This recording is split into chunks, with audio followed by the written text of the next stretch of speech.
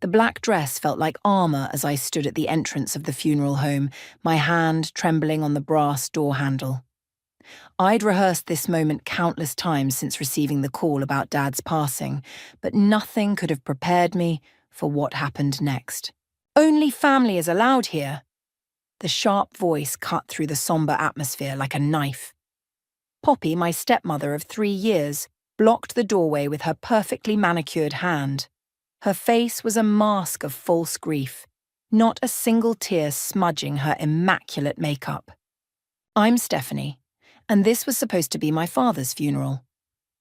The father who raised me alone after Mom died, who taught me to ride a bike, who cried at my college graduation. And here I was, being denied entry to say goodbye." "I am family," I managed to say, my voice stronger than I felt. "He was my father." Poppy's lips curved into a cruel smile. "Was being the operative word, dear. I'm his wife, and I make the decisions now. We're keeping this intimate." Behind her, I could see familiar faces filling the chapel. Friends from Dad's golf club, distant relatives I barely knew, even her yoga instructor. My blood boiled. "You've got to be kidding me," I said, taking a step forward. "That's Derek from Dad's accounting firm. He met him twice." "Stephanie," a familiar voice called out. My cousin Rebecca pushed past Poppy, wrapping me in a tight hug. "I've been looking everywhere for you." Poppy's facade cracked slightly. She couldn't stop Rebecca without making a scene, and she lived for maintaining appearances. "Let her in," a deep voice commanded. Hassan, Dad's lawyer, appeared beside Poppy. His presence carried authority that even she couldn't ignore. "Mr. Kelly specifically requested his daughter's presence in his final arrangements." Poppy's nostrils flared, but she stepped aside. As I walked past her, she whispered, "Enjoy the show. There won't be much left for Daddy's little girl." The service was a blur of faces and voices. I sat in the front row, Rebecca's hand squeezing mine as speakers shared memories of Dad. Poppy played the grieving widow perfectly, dabbing at dry eyes with a monogrammed handkerchief. During the eulogy, I noticed Brian, Dad's friend from the country club, watching me intently. He whispered something to Poppy, who nodded slightly. The exchange made my skin crawl. After the service, Hassan approached me. "Stephanie, we need to discuss the will reading tomorrow. Your father left specific instructions." "What kind of instructions?" I asked, noticing how Poppy suddenly appeared interested in our conversation. "Everything will be clear tomorrow," Hassan said carefully. "Just know that your father was prepared." Poppy interrupted, placing her hand on Hassan's arm. "Surely we can handle this privately, Hassan. No need to burden Stephanie with these matters so soon after her loss." Hassan removed her hand firmly. "The reading is at 2 p.m. tomorrow. All parties must be present." As people began filtering out, Rebecca pulled me aside. "Something's not right, Steph. Have you seen the estate lately? Poppy's been spending money like water. That tennis court she built last month? The new pool house?" I hadn't visited the estate since Dad married Poppy. The few times I tried, she'd made excuses about Dad being too busy or too tired. "She's up to something," Rebecca continued. "And Brian's involved. I overheard them talking about offshore accounts last week." Before I could respond, Hassan pressed an envelope into my hands. "Your father wanted you to have this before tomorrow's reading. Don't open it until you're alone." The envelope felt heavy, like it carried more than just paper. As I left the funeral home, Poppy's voice carried across the parking lot. "Don't forget to check your mailbox, dear. I sent you a lovely sympathy card." The mockery in her tone made my decision clear. Dad had built his legacy from nothing, working countless hours to create something meaningful. I wouldn't let Poppy destroy that. In my car, I held the envelope Hassan had given me, feeling its weight. Whatever was inside, I knew it was the key to understanding what was really going on. Dad had always told me to trust my instincts, and right now they were screaming that this was just the beginning. Rebecca texted me, "Coming over tonight. Don't do anything until I get there. And Steph, Dad would be proud of how you handled today." I started the car, Catching a glimpse of Poppy watching from the funeral home steps, she raised her hand in a wave that felt more like a warning. But she had no idea who she was dealing with. I wasn't just Daddy's little girl anymore. I was his daughter, and I would protect everything he stood for.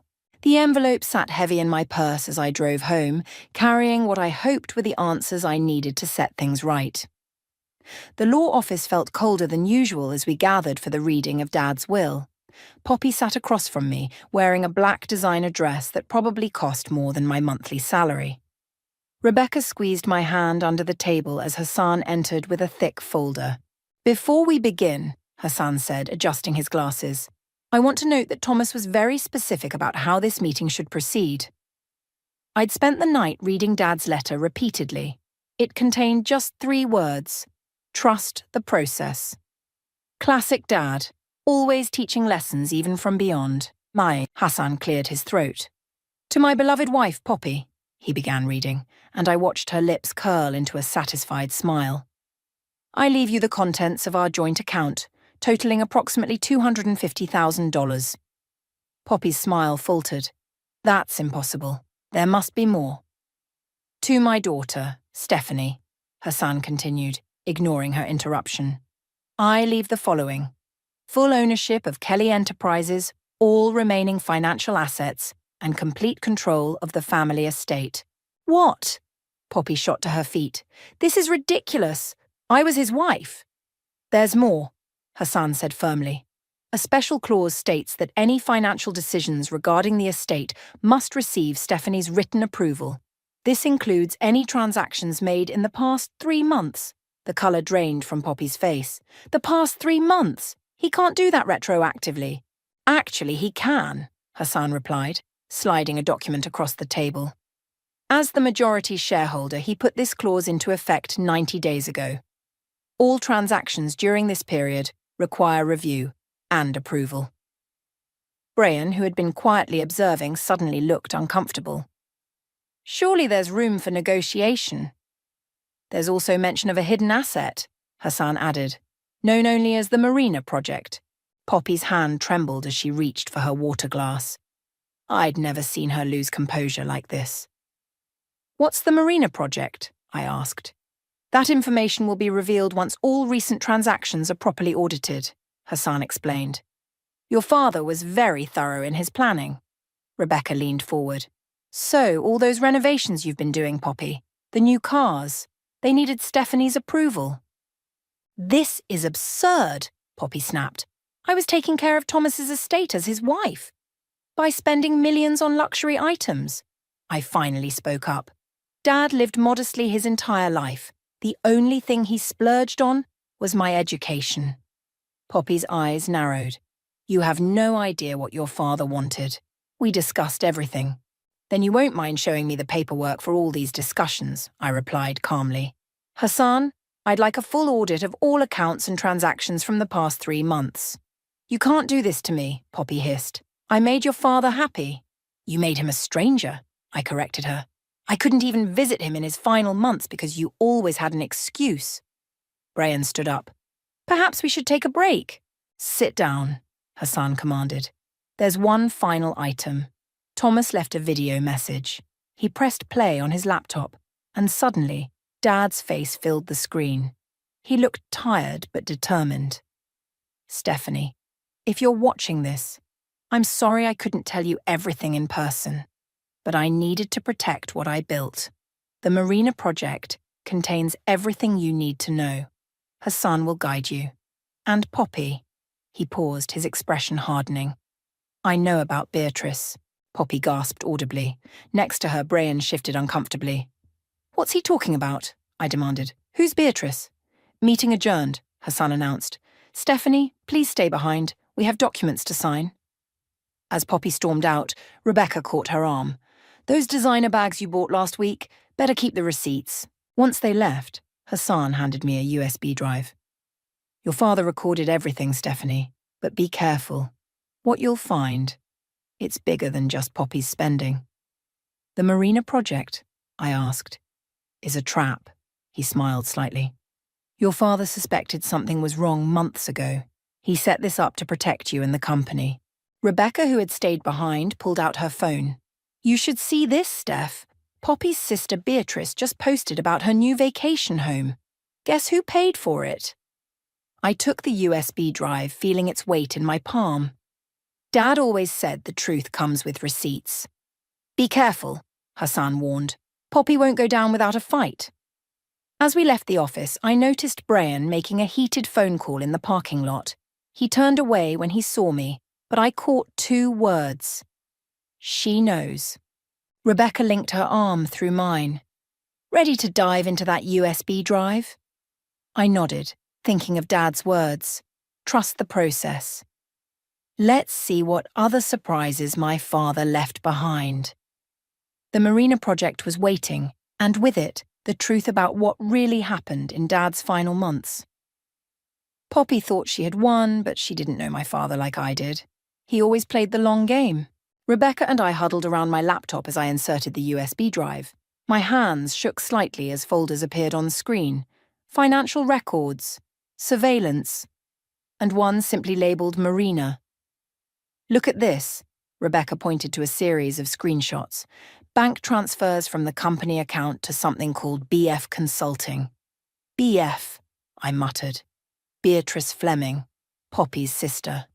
A knock at my door made us both jump. Through the peephole, I saw Brian standing there, shifting nervously. "What do you want?" I called through the door.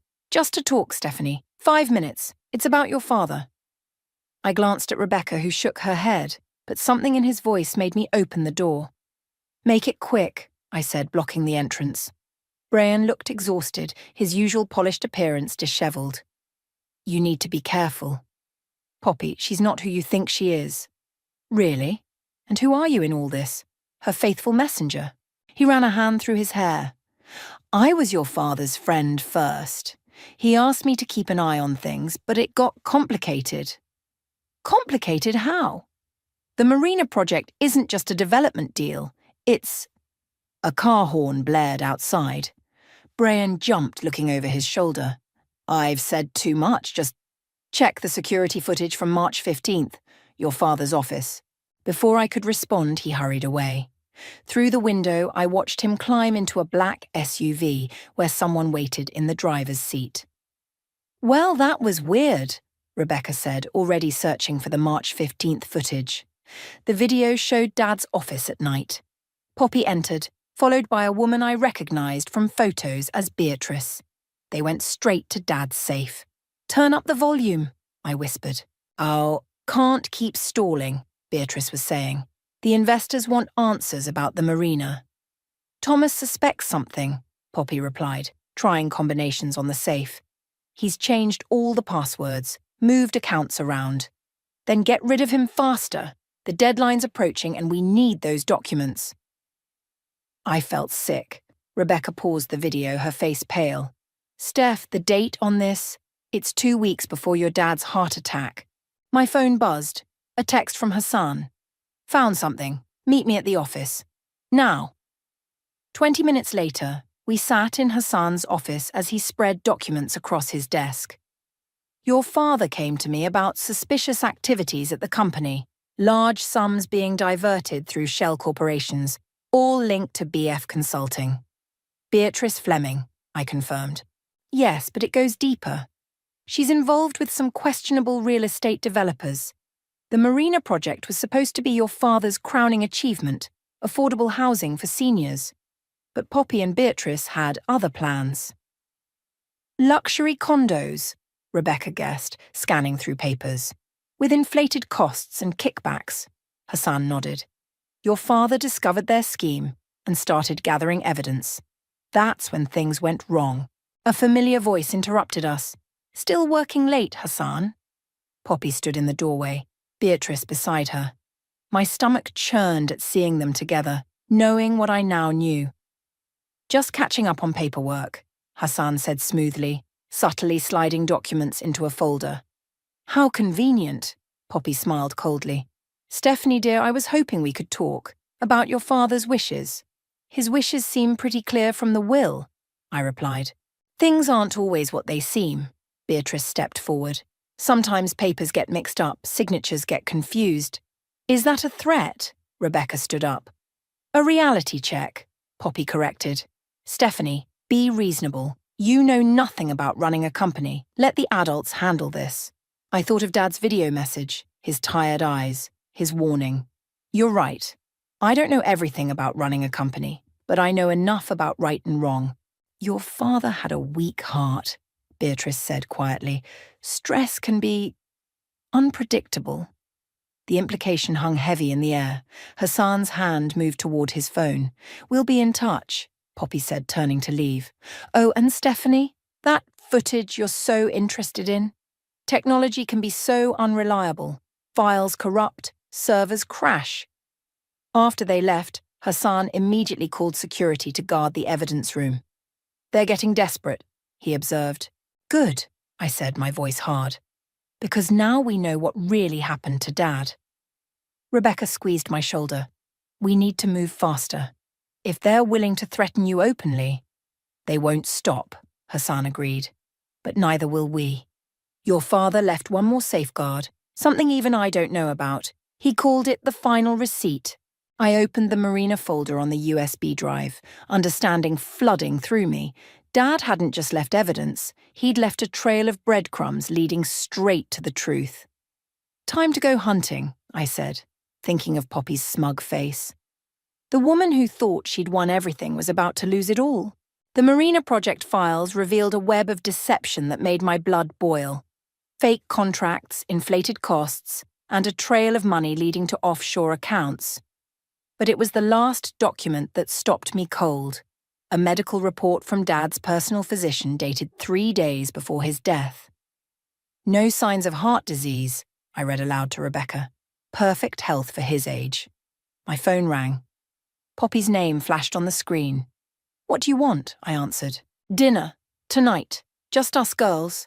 Her voice dripped honey. The estate at 7. There are things you should know about your father. Rebecca shook her head frantically, but I already knew my answer. I'll be there. Are you crazy?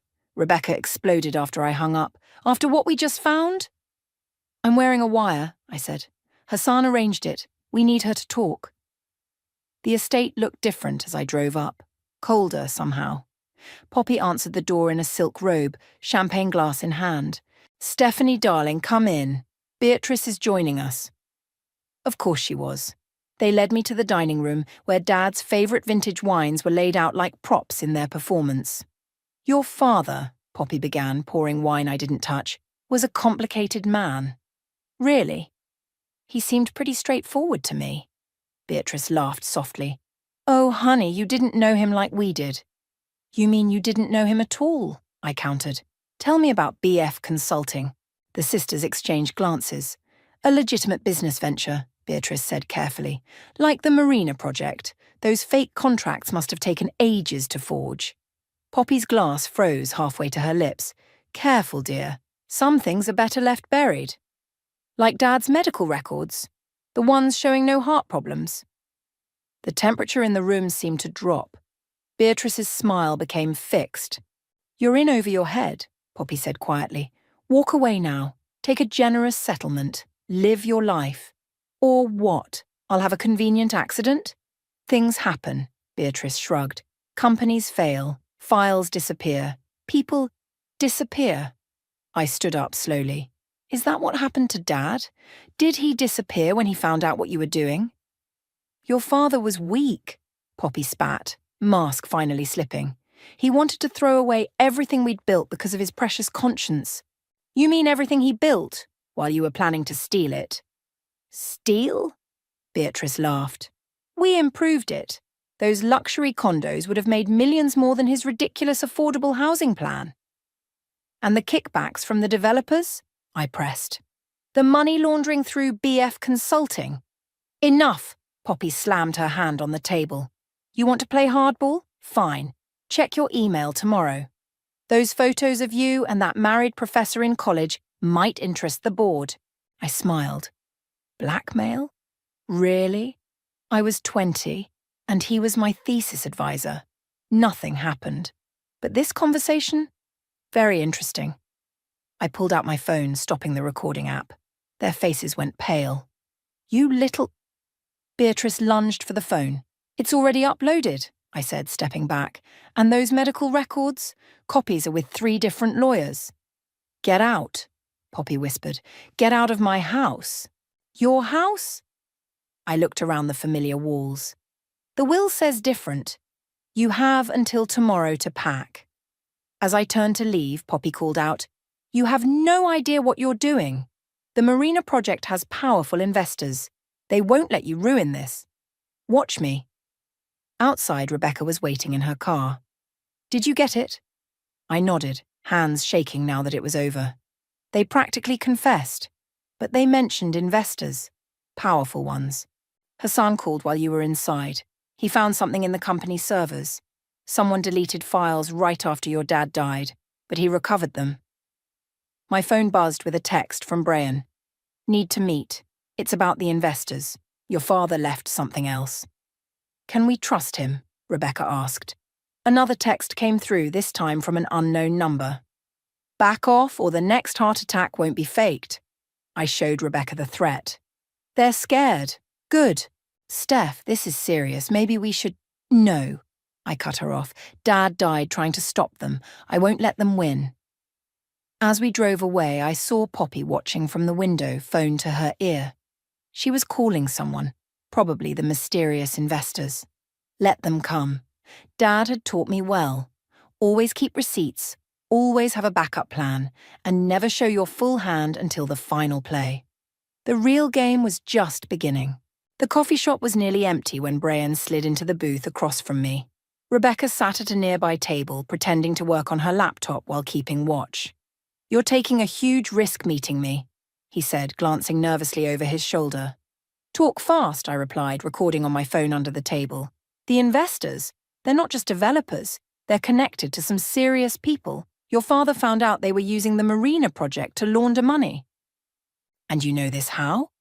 He pulled out a thumb drive. "Because I helped him gather evidence. That's why he kept me close. I was his inside man." Before I could respond, Hassan rushed into the cafe. "We need to go. Now. Someone broke into my office." "What did they take?" I asked, grabbing my bag. "Nothing. They left something instead." He held up his phone, showing a photo of his ransacked office. On his desk, a single playing card. The Queen of Hearts, splattered with red paint. Brian went pale. "It's starting. That's their warning sign." We relocated to Rebecca's apartment, spreading out the contents of both USB drives on her dining table. "Look at this," Hassan pointed to a document. "Wire transfers from the Marina project to a company called Queen's Holdings." "That's Beatrice's company," Brian explained, "but it's just a front. The real money goes through multiple shells before reaching the investors." My phone buzzed. An email from an anonymous account, the subject line, "Watch this." The attached video showed Dad in his office arguing with someone off camera. "You can't do this," Dad's voice was clear. "These people trusted us with their retirement funds." "They'll get a better return this way," Poppy's voice replied. "Everyone wins. It's fraud, and you know it. I'm shutting it down." "That would be unwise, Thomas." A man's voice, unfamiliar. "Think of your daughter." The video cut off. Another email arrived immediately. "Back off, or the next video shows how your father really died." "They're bluffing," Rebecca said, but her voice shook. "No," Brian stood up. "They're not. I was there that night. I saw—" A sharp crack split the air. The window behind Brian shattered. He dropped to the floor as Rebecca screamed. "Nobody move," Hassan commanded, pulling out his phone. "Police are on their way." Brian clutched his shoulder, blood seeping between his fingers. "Just grazed me. They're sending a message." While waiting for the police, I checked my email again. A new message contained just an address and time. "Tomorrow, 3 p.m. Come alone or the next shot won't miss." The police arrived, took statements, but I could tell they weren't going to help. This was bigger than they could handle. After they left, Hassan pulled me aside. "There's something else. Your father left a safety deposit box. I got access this morning. Inside the box, we found a single document, detailed evidence of money laundering through Queen's Holdings, with names, dates, and account numbers." "This is it," I breathed. "This is what got him killed." There's more, Hassan said. Look at the signature page. There, among the names of Queen's Holdings board members, was a familiar signature, Beatrice Fleming, Chief Financial Officer. She wasn't just Poppy's sister, Rebecca realized. She was the connection to the investors all along. My phone rang. Poppy. Enjoying the show? She asked when I answered on speaker. You won't get away with this. Oh, but I already have. Ask Brian about March 15th. Ask him what your father's last words were. I looked at Brian, who couldn't meet my eyes. You have 1 hour to surrender all copies of the evidence, Poppy continued, or the next video goes public, the one showing how your father begged at the end. The line went dead. She's lying, Rebecca insisted. She has to be. But Brian was shaking his head. I'm sorry, Stephanie. I was supposed to protect him, but I was too late. Then help me now, I said. Tell me everything. He took a deep breath. The video exists, but what they don't know is that your father was wearing a wire that night. The full recording, it's in a place only he knew about. The marina, Hassan suddenly said. The actual marina. Your father owned a boat slip there. I remembered weekends on that boat, Dad teaching me to fish, pointing out stars. He always said the water held secrets. We have 1 hour, I said, standing up. Let's make it count. Outside, a black SUV crawled past Rebecca's apartment. They were watching, waiting for us to make a move. But they didn't know what I knew. Dad's favourite saying, the best place to hide something is in plain sight. The marina held the truth, and this time I was ready for whatever waited in the shadows. The marina's security lights cast long shadows across the docks as we approached Dad's old slip. The Sweet Caroline, named after Mom, sat quietly in the dark water. 2 cars following us, Rebecca whispered from the back seat. Black SUV and a silver sedan. Let them come, I said, pulling into the parking lot. Brian, you're sure about this? He nodded, still holding his injured shoulder. Your father spent every Sunday here the month before he died. Said he was organising his thoughts. Hassan met us at the dock, carrying a small toolkit. Security cameras are looped. We have 20 minutes max.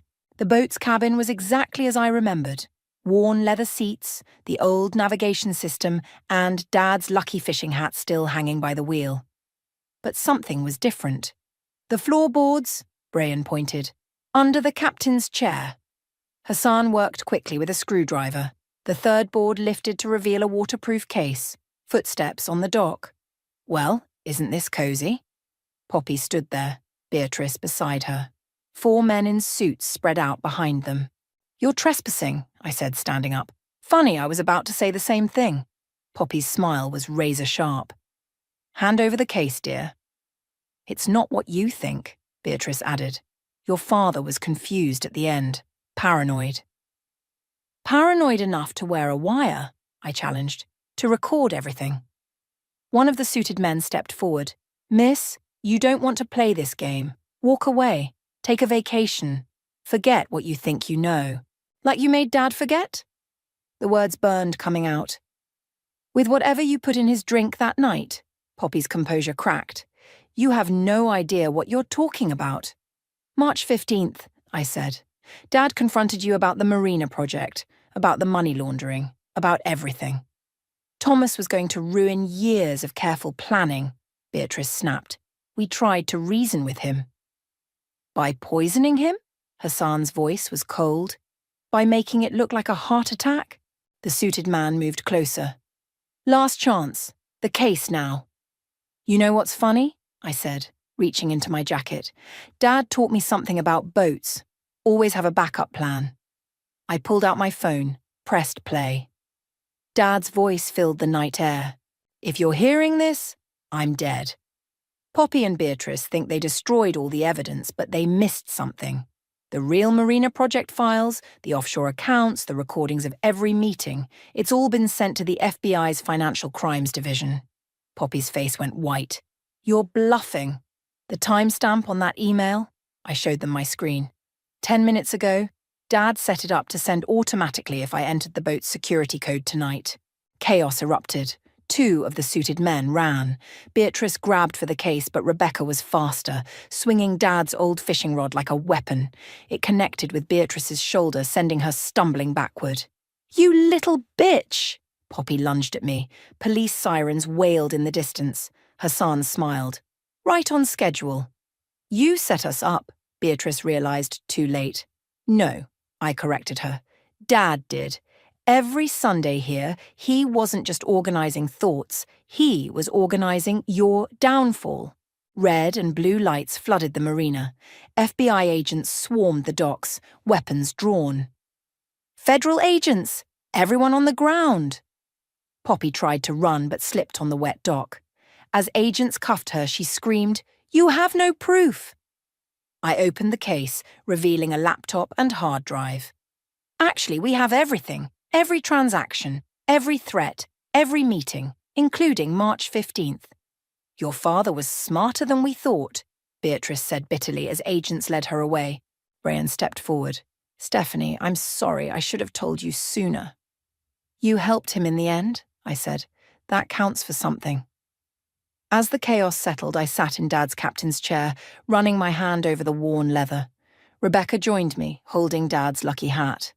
"There's one more thing," Hassan said, handing me an envelope from the case. "Your father left this for after." Inside was a single photo, Dad and me on this boat, both laughing, from my last birthday before Poppy. On the back, he'd written, "Justice comes to those who wait. I love you, sweetheart. The Marina Project was always about protecting you." "The FBI wants statements," Rebecca said gently. I nodded, standing up. Through the cabin window, I watched Poppy and Beatrice being driven away in separate cars, their empire of lies crumbling in a single night. "Ready?" Hassan asked. "Almost." I hung Dad's lucky hat back in its spot. Some things belonged right where they started. The marina's security lights still cast shadows, but they didn't seem as dark anymore.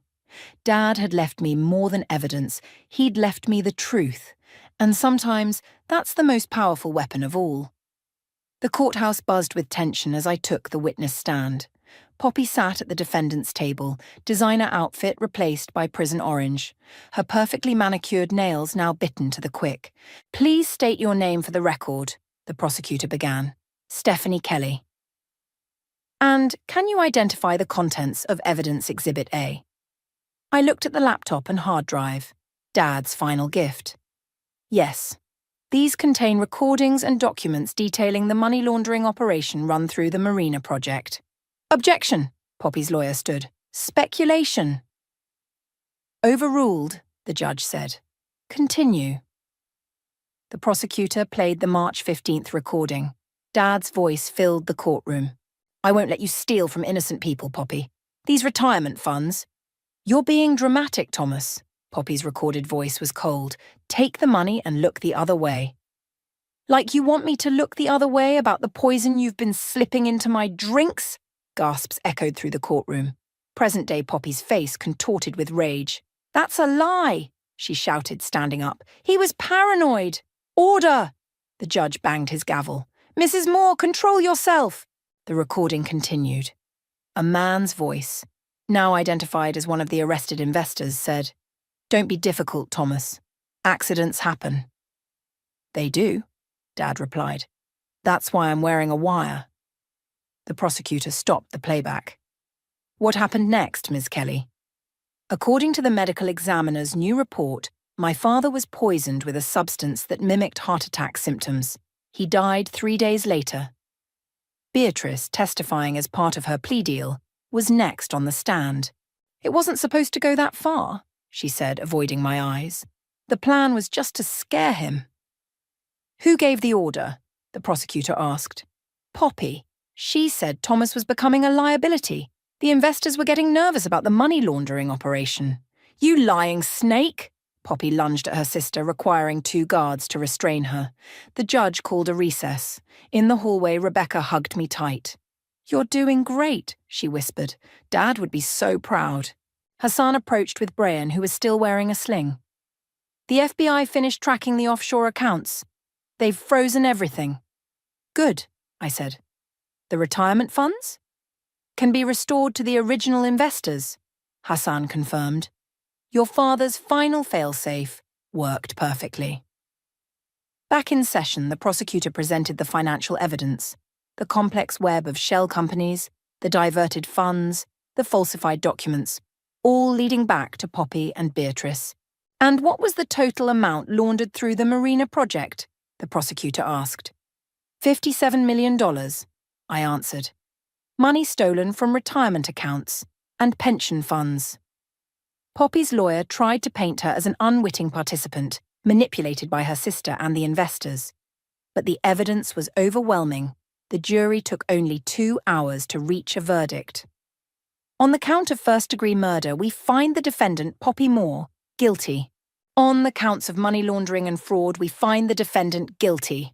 Poppy screamed as they led her away. This isn't over, Stephanie. You'll regret this. Outside the courthouse, reporters swarmed us. Ms. Kelly, what happens to the Marina project now? I stepped up to the microphones. The original plan will proceed as my father intended. Affordable housing for seniors, built honestly and legally. And the company will continue his legacy of ethical business practices. No shortcuts, no schemes, just fair deals and honest work. Later that evening, we gathered at Dad's boat. Hassan handed out champagne. To Thomas, he said, raising his glass, who planned the perfect revenge from beyond the grave. To Dad, I echoed, who taught me that justice is worth fighting for. Rebecca pointed to a small package on the captain's chair. This was in the evidence locker. They just released it. Inside, I found Dad's journal. The last entry, dated March 15th, read, My dearest Stephanie, if you're reading this, the truth has finally come out. I'm sorry I couldn't tell you everything, but I needed to protect you. Remember what I always said about karma? It's not revenge we should seek, but justice. You are my greatest achievement, not any business deal or project. I know you'll make the right choices. All my love, Dad. Brian cleared his throat. The FBI wants to know if you'll testify against the remaining investors next month. I looked around at my support team. Rebecca, Hassan, Brian, all brought together by Dad's final plan. Of course, I said. We finish what he started. The marina lights reflected off the water, creating dancing patterns on the boat's hull. Somewhere, I hoped Dad was watching, knowing his legacy was safe. Not just the company or the Marina project, but his real legacy, the truth about right and wrong, about justice and consequences. And Poppy? She learned the hard way that karma doesn't forget. Neither did Dad. Neither would I. The morning sun streamed through Dad's office windows as I cleared the last of Poppy's things from his desk. Each item told its own story of deception: forged documents hidden in designer folders, USB drives disguised as lipsticks, a phone filled with encrypted messages. "Look what I found!" Rebecca called from the storage room. She emerged holding a dusty model of the Marina project, Dad's original vision. He kept it, I smiled, running my finger along the miniature buildings, even after they tried to change everything. The intercom buzzed. "Ms. Kelly? The first residents are here." My heart raced as I walked to the lobby. An elderly couple stood there, holding hands and housing applications. "Welcome to Marina Gardens," I said, extending my hand. "I'm Stephanie." "We can't believe the rates," the woman gushed. "Everyone said we'd have to leave the neighborhood when our rent doubled, but this—" "My father believed everyone deserves a safe place to call home," I replied. "Let me show you around." As we toured the completed complex, I saw Dad's dream come to life. Community gardens, a medical clinic, social spaces where seniors could gather, everything he'd fought to protect. Hassan met us in the courtyard, legal papers in hand. The last of the recovered funds have been returned to the investors. And, he paused, smiling, Poppy's appeal was denied. "Good," I said. "What about the evidence room?" "That's why I'm here. We found something else." Back in Dad's office, Hassan unlocked a hidden panel behind the bookshelf. Inside was a small safe I'd never seen before. "The FBI techs discovered it during their final sweep," he explained, entering a code. "Your birth date." The safe swung open to reveal a letter, and a small box. The letter was in Dad's handwriting. My dearest Stephanie, if you're reading this, you've already uncovered the truth and brought those responsible to justice. But there's one last thing you need to know. The day Poppy came into our lives, I knew something wasn't right. Call it instinct, call it experience, but I started planning. The Marina project wasn't just about housing. It was a trap for anyone who'd try to corrupt it. In this box is Mum's locket. I always told you it was lost, but I kept it safe, waiting for the right moment. Inside is a photo of us three, taken the day you were born. This is your real legacy, not the business, not the buildings, but the love of family and the strength to stand up for what's right. I'm sorry I couldn't protect you from the pain of losing me, but I hope I taught you enough to protect yourself from those who try to hurt you. Remember, karma isn't about revenge. It's about balance. You've restored that balance. I love you always, Dad. My hands shook as I opened the locket. The tiny photo was faded but clear. Mom in her hospital bed, Dad beaming, newborn me sleeping peacefully. There's something else, Hassan said softly, pointing to the safe's back wall. A final USB drive was taped there. The file contained a video. Dad, in this very office, recorded the morning of March 15th. "Good morning, sweetheart," he began. "If you're watching this, everything went according to plan. The evidence caught them, the money was recovered, and the Marina project is what it was always meant to be." He leaned closer to the camera. "But most importantly, you proved what I always knew, that you're stronger than any challenge, smarter than any scheme, and more capable than you ever imagined." "We found his real medical records," Brian added, entering the office. "He knew they were poisoning him. He could have stopped drinking the coffee, saved himself. But then we wouldn't have caught them," I realized. "He sacrificed himself to protect others." Rebecca squeezed my hand as Dad's video continued. "Don't mourn me too long, sweetheart. Instead, celebrate what we built together. Your mother would be so proud of you. I know I am." The video ended. Through the window, I watched new residents moving into Marina Gardens. Each one represented a life improved, a promise kept. "Ready for the opening ceremony?" Hassan asked. I fastened Mum's locket around my neck. Almost. On Dad's old desk, I placed the model of Marina Gardens, the locket photo, and his lucky fishing hat. A shrine not to loss, but to legacy. "Now I'm ready," I said. Outside, a crowd gathered for the ribbon cutting. As I stood at the podium, the morning sun caught Mom's locket, sending sparkles across the crowd. Perfect karma. Perfect balance. Dad was right. This wasn't about revenge. It was about justice, about protecting others, about doing what's right even when it's hard. Especially when it's hard. I picked up the scissors, ready to cut the ribbon and open the next chapter. Not just for me, but for everyone who'd been given a second chance by one man's final brilliant plan.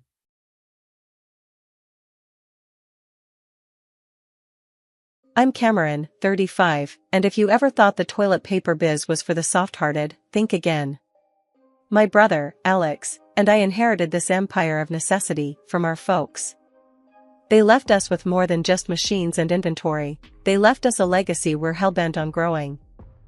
I run our flagship operation in one of the country's bustling metropolises, while Alex handles another branch a few cities over. We're a duo, alright, but miles and responsibilities keep us apart most times. Yet, when Alex swings by, it's not just figures and forecasts we dive into. We take a moment to remember where it all started, with our folks watching over us, hopefully tossing us a nod of approval from wherever they are. The branch was humming along just fine with me at the helm and my deputy, John, by my side. John's one of those rare gems who doesn't just get the job done, he gets me. "Cameron, this idea's gonna launch us to the moon," he'd say with that grin, and I'd fire back. "Let's not plan the parade just yet." We were in sync, pushing limits and breaking records. Then Mark strolled into our world, fresh-faced and sharp as a tack, our new sales director. The man had a way with words that could convince you the sky was green and not blue. It wasn't long before his professional courting turned personal, and he laid it on me straight, "No chaser. Cameron, you and I, we're not just making waves here. We're starting tsunamis. How about we make this a permanent partnership? He said, his gaze steady, a challenge in his eyes. I laughed, thinking he was joking. Marry you? You sure know how to spring a surprise, Mark. What's next, running for president? Hey, I'm serious, he countered, that ever-confident smirk playing on his lips. We're dynamite together. Let's not waste what we've got. It was unconventional, to say the least, but then again, so was I. Alright, Mark, you've got yourself a deal, I said, shaking his hand, as if we were closing another business deal. That handshake sealed more than just our personal future, it felt like a new chapter for the business too. We moved into a sprawling house, the kind you see in magazines and think, no one actually lives like that. But we did, surrounded by luxury, our days filled with both love and the relentless pursuit of success. Life was good, better than I'd ever imagined. A year into our whirlwind of a life, the unexpected news dropped, I was pregnant. Over the moon, I was, bursting with a kind of joy you read about but never truly understand until it hits you. Mark, ever the strategist, laid out a new plan. Cam, listen, this kid deserves all of you. How about you take a step back from the hustle? Just for a bit. His words hit me sideways. Step back? And do what, Mark? Sit around talking to my belly? He chuckled, that smooth operator. Not just that. You'll prep for the MVP's arrival. It's temporary. I'll keep you in the loop on everything, promise.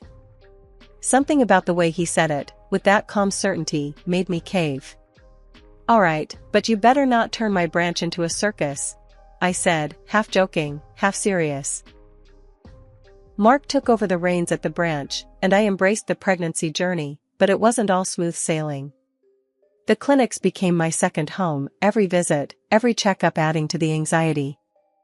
6 months down the line, moving around got tougher. My body wasn't mine anymore, and even driving felt like a marathon effort. Guess it's just you and me, little one, I'd say, patting my belly, settling into this new, slower pace of life.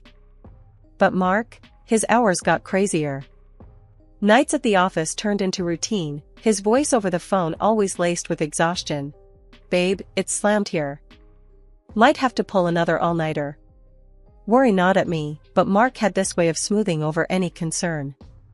Don't you stress, Cam. It's all for us, for our future. Just focus on you and the baby. I wanted to believe him, really did. But each "don't wait" up chipped away at something, leaving me tossing and turning, wondering if this was how it was supposed to be. One evening, as I sat alone, the house too big, too quiet, I dialed him up, needing to hear that reassurance. Mark, this ain't easy, you know. Feels like I'm doing this solo. He was quick to soothe. Cam, I'm doing what's gotta be done. Trust me, it'll all be worth it. You, me, and our little one, will have the world at our feet. I hung up, comforted yet unsettled. Mark's words were the balm to my worries, but deep down, a storm was brewing, one that whispered of change and challenged the promises of a shared future. One day I was lounging on the couch, flipping through a baby magazine, when the doorbell rang. Dragging myself up, I opened the door to find Alex, looking as serious as a judge. Alex, what's the wind blowing you here for? I greeted him, trying to keep the surprise out of my voice. Needed to see you, Cam. We've got a situation, he said, stepping inside without waiting for an invite. His face had that look, the one he gets when it's more than just family catch-up time. We settled in the living room, me with my feet up and him straight as a rod on the chair across. Spit it out, then. What's up? It's the business, Cam. The numbers are looking grim. What's going on over there? Alex's voice had that edge to it, the one he used when he meant business. I sighed, rubbing my belly absent-mindedly. Mark's been handling things. Said it's all good. Good? Cam, it's far from good. Sales are down, deliveries are a mess. What's he been doing all this time? Alex was getting worked up, his hands flying around as he spoke. I felt a pang of worry. He told me he's got it under control. Said he's handling the big contracts himself. Alex leaned forward, his eyes boring into mine. Look, I know you trust Mark, but something's off. We need to dig into this. You can't just sit back and watch. Alright, I'll talk to him. But you know how he is, always soothing things over, I replied, feeling the weight of the world on my shoulders. Alex stood up, ready to leave. Don't let him smooth talk you, Cam. We've worked too hard to let everything slide because of whatever this is. He was out the door before I could muster a goodbye. Dinner felt more like a chess game that evening. Mark was his usual self, all smiles and stories about his day at the office. I, on the other hand, had a storm brewing in my head, thanks to what Alex had dropped on me earlier. So, everything smooth at the company? I ventured, poking at my food more than eating it. Income steady? No hiccups? Mark barely looked up from his plate. Yeah, all good. Smooth sailing. You know, I even threw our name into the hat for that Best Executives in the City contest. We're killing it, babe. His confidence was like a slap of cold water. Really? That's great. I managed to say, my voice as dry as toast. Inside, my doubts were doing somersaults. Alex's words echoed in my head, painting a very different picture. Later, as Mark hummed some tune in the shower, I found myself dialing John, my former deputy. My heart was thumping loud enough to drown out the ringtone. John, it's me, I said, the moment he picked up. I need the real scoop. How are things at the office? There was a pause long enough for me to regret calling. Then John's voice, hesitant. Cameron, you really should see for yourself. It's not. It's complicated. Complicated how? I pressed, feeling frustration bubble up. But John was a vault, only cracking enough to suggest I come in. Dragging myself out of bed felt like peeling away from my own shadow, thick and heavy with dread. Today wasn't just another day, it was the day I'd confront the mess at the office head-on. My hands trembled as I poured a cup of coffee, the black liquid mirroring the dark thoughts swirling in my head. Morning, love. Mark's voice sliced through the silence of our kitchen, too cheerful, too oblivious. I forced a smile, my heart pounding against my chest like a drum. Morning. Busy day ahead? Always, you know how it is. Big moves, big deals. He was full of it, puffing up like a rooster in a henhouse. I nodded, keeping my brewing storm hidden beneath a calm facade. I waited until Mark left the house, and then got into my car. The drive to the office was a blur. My grip on the steering wheel was tight, knuckles white as bone. The closer I got, the more the reality set in. This was it. The moment of truth. John was waiting for me, his face a map of worry lines. Cameron, he greeted, his voice a low whisper, as if the walls themselves were eavesdropping. John, let's not beat around the bush. I want everything, every misplaced penny, every shady deal. It's time to clean house, I said, steeling myself against the tide that was about to break. He nodded, leading me into my office. The room felt foreign, like stepping into a stranger's life. It's bad, Cameron. Worse than we thought, he began, laying out the documents like a dealer at a crooked card game. As we pored over the numbers, the scale of the disaster unfolded. Mark's been playing fast and loose with the finances. And his team? A bunch of cronies clueless about our operations. They're bleeding us dry. John's voice was thick with disgust. Anger bubbled up inside me, a volcano ready to erupt. And the contracts? Tell me we haven't lost the Johnson account. John's silence was an answer louder than words. As the revelations about the company's state unfolded, John dropped another bombshell that cut deeper than the rest. Mark's hardly ever here, Cameron. Matter of fact, he ain't here now, he said, his voice a mix of frustration and disbelief. That piece of information hit me like a freight train. My mind raced as I pulled out my phone, dialing Mark's number. He picked up after a couple of rings, his voice echoing through the speaker. "Hey, babe, what's up? Where are you?" I asked, my voice steady despite the storm brewing inside me. "At the office, drowning in work. Where else would I be?" He sounded casual, too casual. After hanging up, I turned to John, my resolve hardening. "Don't mention this call to Mark. We play it cool until we figure out our next move." John nodded, understanding the gravity of the situation. "What's the plan, boss?" I took a deep breath, my mind working overtime. "First, we secure our contracts. I'll reach out to the buyers, ask for a postponement where needed. We need to buy some time." After several days of sleepless nights and endless worries, the morning sun brought a grim determination. Today was the day I'd face whatever demons were lurking in the shadows of my company, of my marriage. I had arranged to meet with the private investigator I hired, someone John recommended discreetly. I found myself in a nondescript coffee shop, the kind where secrets are traded over cups of bitter brew.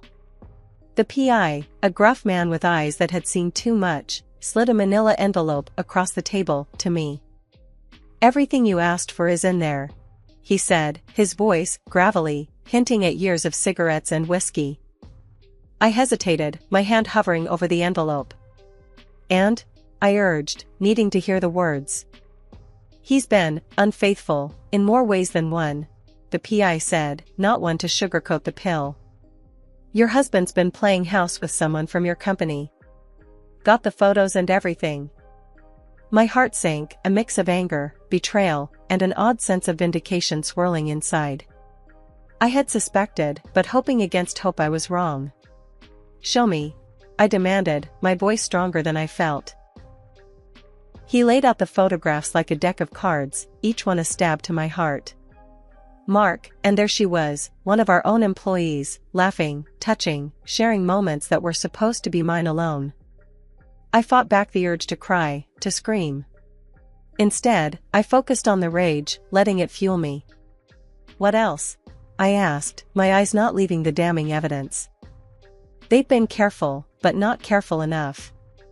Your husband's been funneling company funds too. Looks like they were planning a little getaway," the PI continued, his tone apologetic. That was the last straw. My company, my family's legacy, wasn't just a cash cow for Mark's little escapades. "Thanks," I said curtly, sliding the envelope back towards me. I threw down some cash for the coffee, more than necessary, my mind racing. Back in my car, I allowed myself a moment. Just one moment of weakness where the tears could fall, where I could mourn the loss of the life I thought I had. But as the tears dried, resolve took their place. Mark and his mistress had underestimated me. They thought they could use me, my company, as their playground.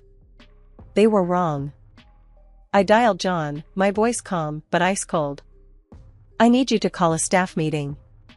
Tomorrow morning. Everyone must attend. No exceptions." John, ever my rock, didn't ask why. "Consider it done, Cameron." The drive home was a blur, my mind occupied with plans and schemes. This wasn't just about revenge, it was about justice, about righting the wrongs done to me, to my company.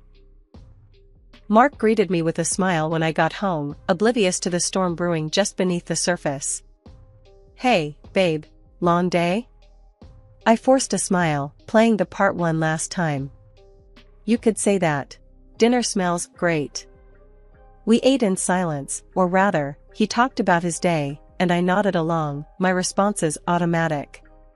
The whole time, my mind was elsewhere, plotting, planning. In the cool, fluorescent light of the conference room, the air was thick with tension. I stood at the front, papers in hand, my belly prominent, a visual reminder of the personal stakes involved. John, my loyal deputy, had helped me organize this crucial meeting. The room was filled to the brim with staff, and there, amidst them, sat Mark and his mistress, their faces masks of feigned innocence. "Let's get straight to the point," I began, my voice steady, despite the storm raging inside.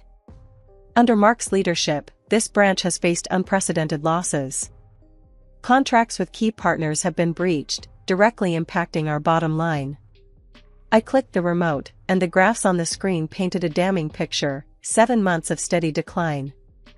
I looked directly at Mark, who squirmed under my gaze. As a result, drastic measures are necessary. Effective immediately, I am terminating the employment of those who've contributed to this downfall. The room fell silent, the gravity of my words sinking in. I continued, "Mark, you're fired, for gross mismanagement and breach of trust." Then, turning slightly, I addressed his mistress. "And you, for consistent absenteeism and complicity in this debacle. And also for the affair with my husband."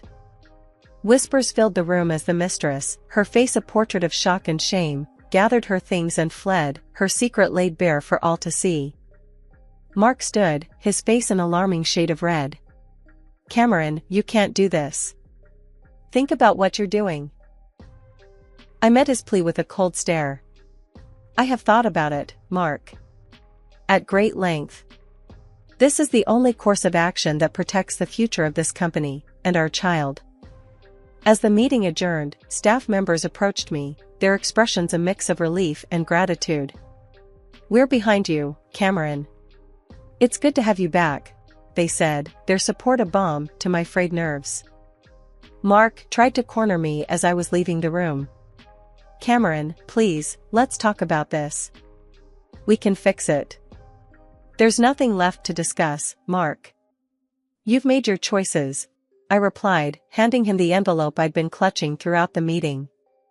Inside were the divorce papers, already signed. His hands trembled as he took the envelope, the reality of his situation finally dawning on him. "But, Cameron, No, Mark. It's over. You need to leave. Now." My voice was firm, brooking no argument. The dust had settled, the air was clear, and the wreckage of what once was lay bare before me. The company, my sanctuary, had been through a storm, but now it was time to rebuild, to restore what was lost. The morning after the revelation, I walked into the office with a different stride, one of determination and resolve. John was already there, paperwork spread out like a battle map. He looked up as I entered, a knowing nod passing between us. "Morning, Cameron. Ready to start fresh?" John's voice held a mix of encouragement and the weight of the tasks ahead. I set my bag down, rolling up my sleeves. "Let's get to it. We've got a mountain to climb." The first order of business was damage control. We reached out to our clients, the ones who were on the brink of walking away. I took the lead, my tone earnest, apologetic yet hopeful. "Listen, I know we've dropped the ball. But I'm back in the saddle, and I'm here to make things right," I said over the phone to one of our largest clients, Mr. Thompson, not related, just a coincidence. He was hesitant, understandably so. "Cameron, your company used to be top-notch. But what's happened recently?" I cut in. "I understand, and I'm not here to make excuses. I'm here to offer solutions. Give us a chance to prove that we're still the company you trusted." After what felt like an eternity, he sighed. "All right, Cameron. We'll give you one more shot. Don't let us down." One by one, the conversations went on, each a delicate dance of negotiation and reassurance. The relief that followed each retained client was palpable, a balm to the open wounds of betrayal. John and I then turned our attention to the team. The office was quieter now, the air missing the familiar buzz of productivity. The employees that remained were uncertain, their faith shaken. "I know you've all been through a lot," I addressed the gathered team, my voice echoing slightly in the half-empty office. "And I can't undo what's been done. But I can promise you this, we're going to come back from this stronger than ever." Murmurs of agreement filled the room, a flicker of hope igniting in their eyes. "We're going back to basics, focusing on what made us great. And it's going to take all of us, pulling together, to get there," I continued, my gaze meeting each of theirs. The team rallied, the sense of purpose rekindled. We dove into work, the days blurring into nights as we charted our course back to stability and growth. My baby boy, Lucas, became the new center of my universe the moment he arrived. Deciding to work remotely was the best decision for us both, keeping the balance between being a new mom and steering my company back to success. Alex, my rock through all this turmoil, started showing up more often. Not just for business, but to be there for me, for Lucas. "Sis, you're not alone in this. We're a team, remember?" He'd remind me every time he stepped through my door, groceries in one hand, toys for Lucas in the other. The divorce from Mark was a clean cut, much needed. The court didn't just grant me the divorce, they made sure Mark paid up for his deceit. Every penny he took from the company, every heartache he caused, he had to compensate. "I'm sorry, Cameron. I truly am," he pleaded, trying to salvage whatever he could. But my mind was made up. "Lucas needs a role model, not a reminder of betrayal," I told him, closing that chapter of my life for good. Adjusting to life as a single mom wasn't without its challenges, but with a nanny's help, I found a new rhythm. Working half-days meant I could dedicate my mornings to Lucas and my afternoons to the company. This balance brought a sense of peace and purpose I hadn't felt in a long time. Trust, once broken, is hard to rebuild. I learned that the hard way. "John, we're tightening the ship. No more blind faith," I told my deputy over one of our many video calls. "Every decision runs through me, clear?" "Crystal, Cameron. You've got this," John assured me, his loyalty never wavering. The company wasn't just surviving, it was thriving, growing in ways I hadn't imagined possible in the wake of such betrayal. As the seasons changed, so did the chapter of my life. Sitting in the office that once felt like a battleground, it was now a place of peace, growth, and new beginnings. The latest gossip around the water cooler wasn't about market shares or business deals, but rather the poetic justice life had served my ex-husband's mistress. Abandoned and divorced, her tale was a stark reminder of karma's long memory. The phone buzzed occasionally, Mark's name flashing on the screen, each call more desperate than the last, seeking forgiveness or perhaps a way back into the life he'd betrayed. With each attempt, my resolve only strengthened, culminating in the moment I hit block, severing the last tie to a past best left behind. Lucas, with his boundless energy and laughter, filled the apartment with a light so bright it overshadowed any remnants of darkness from those tumultuous times. Each day with him was a gift, a new adventure, a chance to shape a future defined by love, integrity, and the lessons learned from the hardships we'd faced. Alex dropped by more often, each visit bringing not just his presence, but a reinforcement of the bond we shared, a bond that had weathered storms and emerged unbreakable. "You're doing amazing, sis. This little guy is lucky to have you," he'd say, ruffling Lucas's hair, earning a giggle in response. "Yeah, we're doing just fine, aren't we, buddy?" I'd respond, looking down at Lucas with a heart so full it felt like it might burst. The business was not just surviving, it was thriving. With Alex and John at my side, we navigated the challenges with a newfound determination, turning obstacles into opportunities for growth. As I watched my son sleep, the quiet of the night enveloping us, I whispered a promise into the darkness, a vow to always move forward, to face each day with courage, and to never lose sight of the joy and love that now filled my life.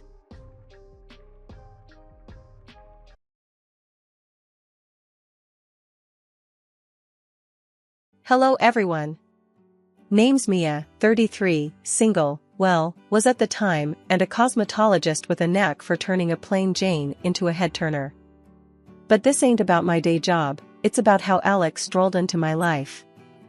It all kicked off on a Thursday, your typical uneventful day, until Lily, my bestie since the sandbox days, hit me up with one of her bright ideas. "Mia, you gotta meet this guy," she said, all buzzing with excitement. "He's perfect for you." Now, Lily's idea of perfect and mine hadn't always lined up. Remember the vegan dude who owned a butcher shop? But she was adamant. "Lil, I'm not in the mood for another fix-up flop," I shot back, but she wasn't having any of it. "Trust me, Mia. Alex is different. Y'all will hit it off like a house on fire," she persisted, her voice a mix of hope and that annoying I know better tone. "Fine," I relented.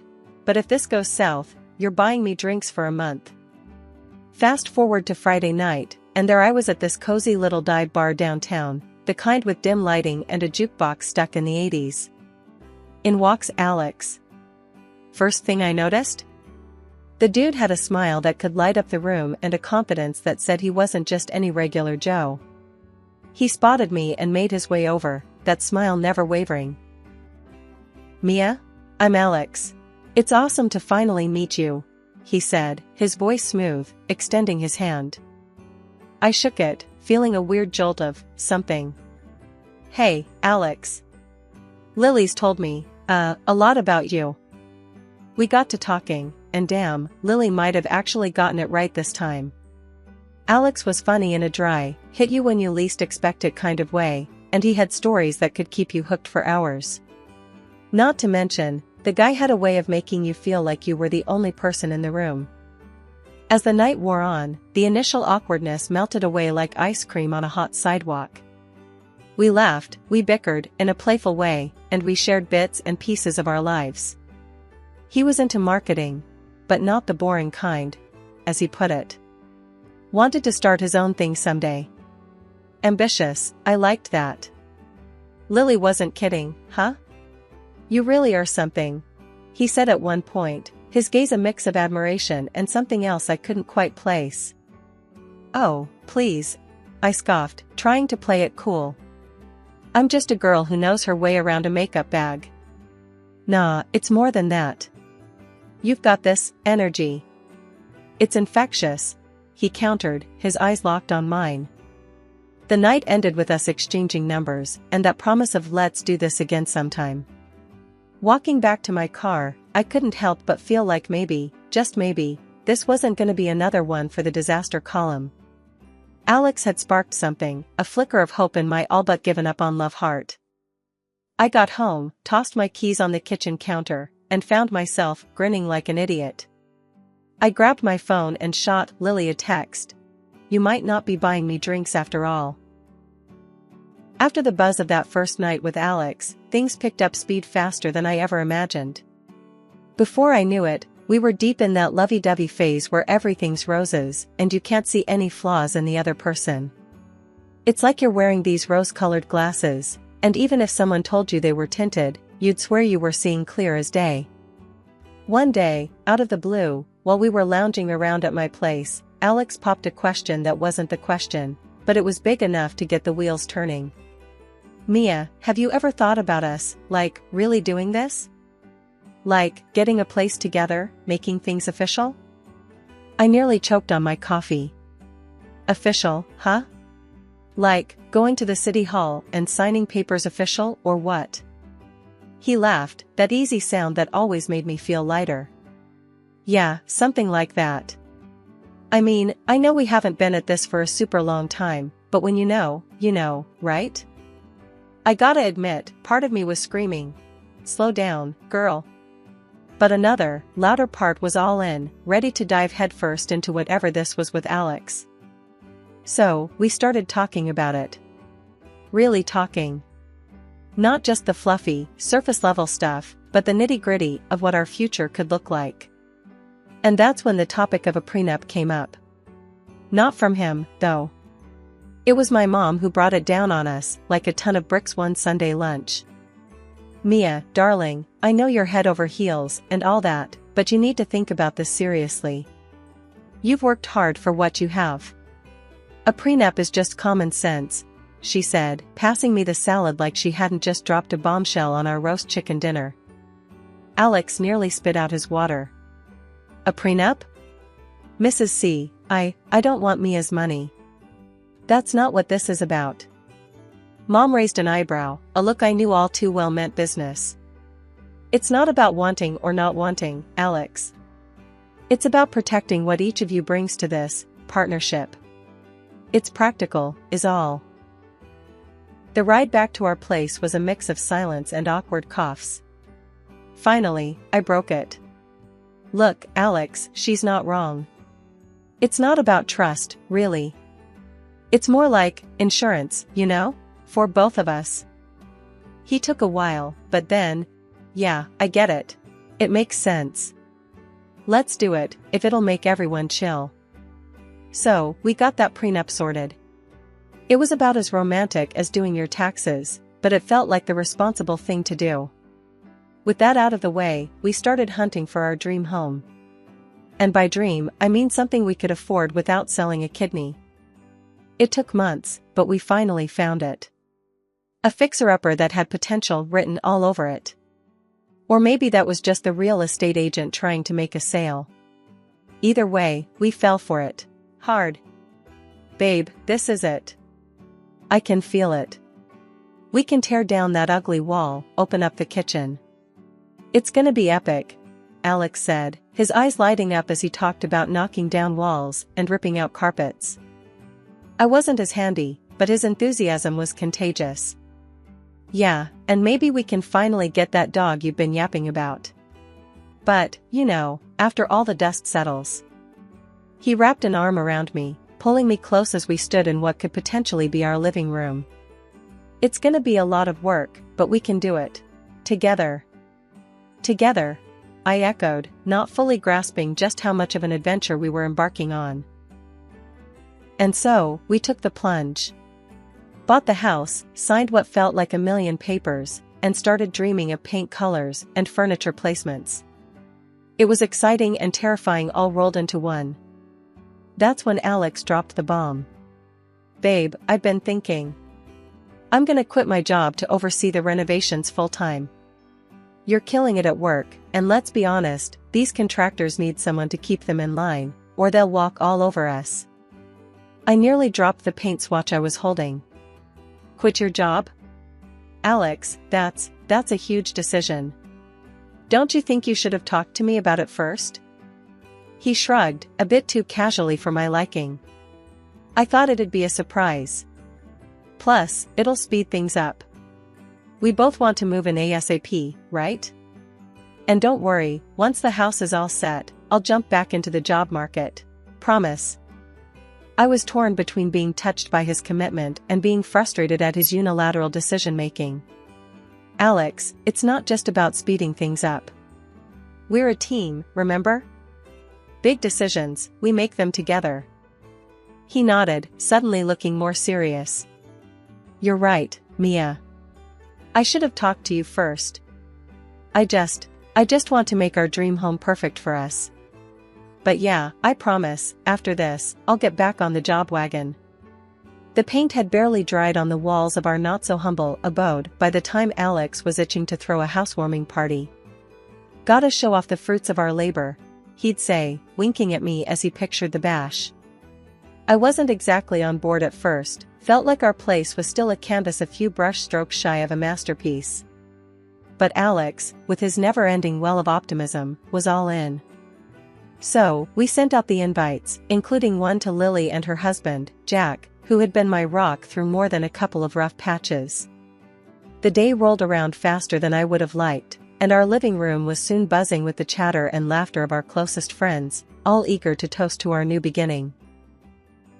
Alex was in his element, charming the socks off everyone as he led tours of the house like some kind of real estate prodigy. And here, we knocked down a wall to create an open-concept living area. Really opens the place up, don't you think? He gestured broadly, a proud grin plastered on his face. I was mingling, doing my best to play the gracious host, when I caught Lily's eye. She sidled up to me, a mischievous glint in her gaze. Girl, you snagged yourself a real handyman, huh? Alex is all anyone can talk about. Jack's turning green over here. I laughed, shaking my head. Please, half the time, I was worried he'd knock down a load-bearing wall and bring the whole house down on us. That's when Jack joined us, his brow furrowed in a mock scowl.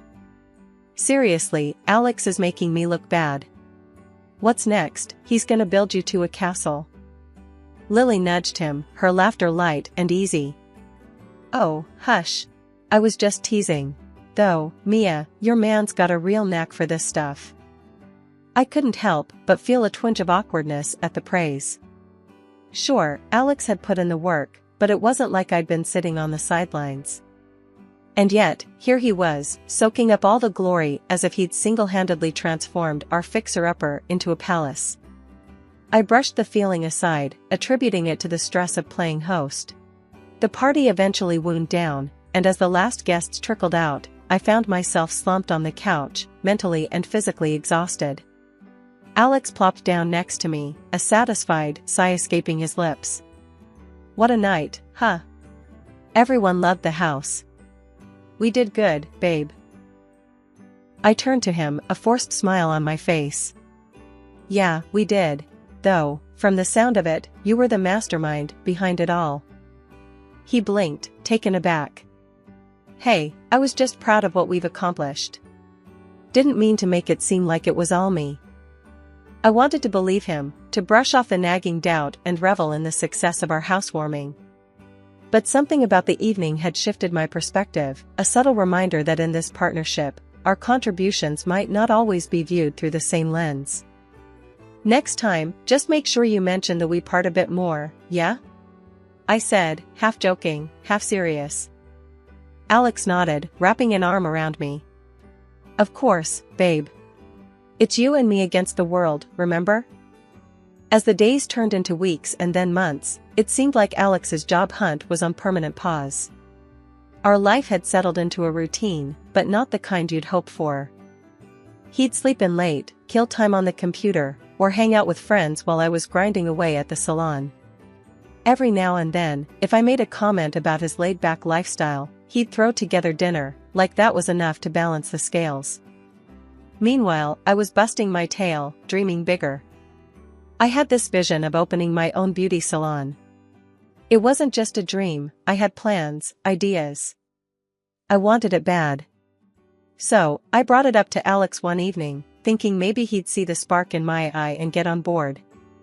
His reaction was like a bucket of cold water. A salon, Mia? You know we can't afford to gamble right now. Your job's stable. Why risk it? I stared at him, disbelief mixing with frustration. Gamble? Alex, when did you become so cautious? We've talked about this. It's my dream. He shrugged, a gesture that sent my blood boiling. Dreams are great, babe, but the repairs on the house went over. We're tight as it is. That was the last straw. I pulled up our bank statements, my heart sinking as I saw the numbers, or, more accurately, the lack thereof. Our account was bleeding out, and here he was, acting like it was just a scratch. Alex, look at this. Where did it all go? We're running on fumes here. My voice was sharper than I intended, but I was past caring. He had the decency to look sheepish, but it wasn't enough. I know. The repairs, they just added up. I didn't realize until it was too late. I was fuming. Added up? That's it? We need money, Alex. Real money. You need to get a job. Like, yesterday. Alex bristled, defensive. You think I'm not trying? Jobs aren't just falling out of the sky, Mia.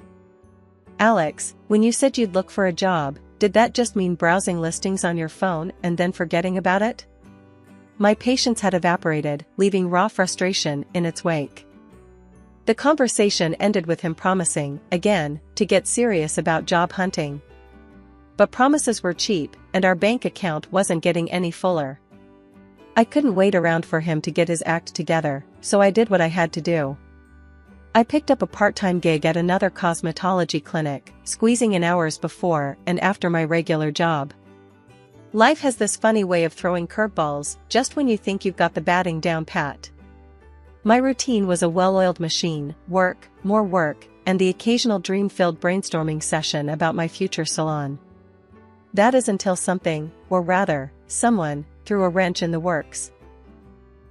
It was a regular Tuesday, or as regular as any could be in my whirlwind of a life, when I bumped into Lily downtown.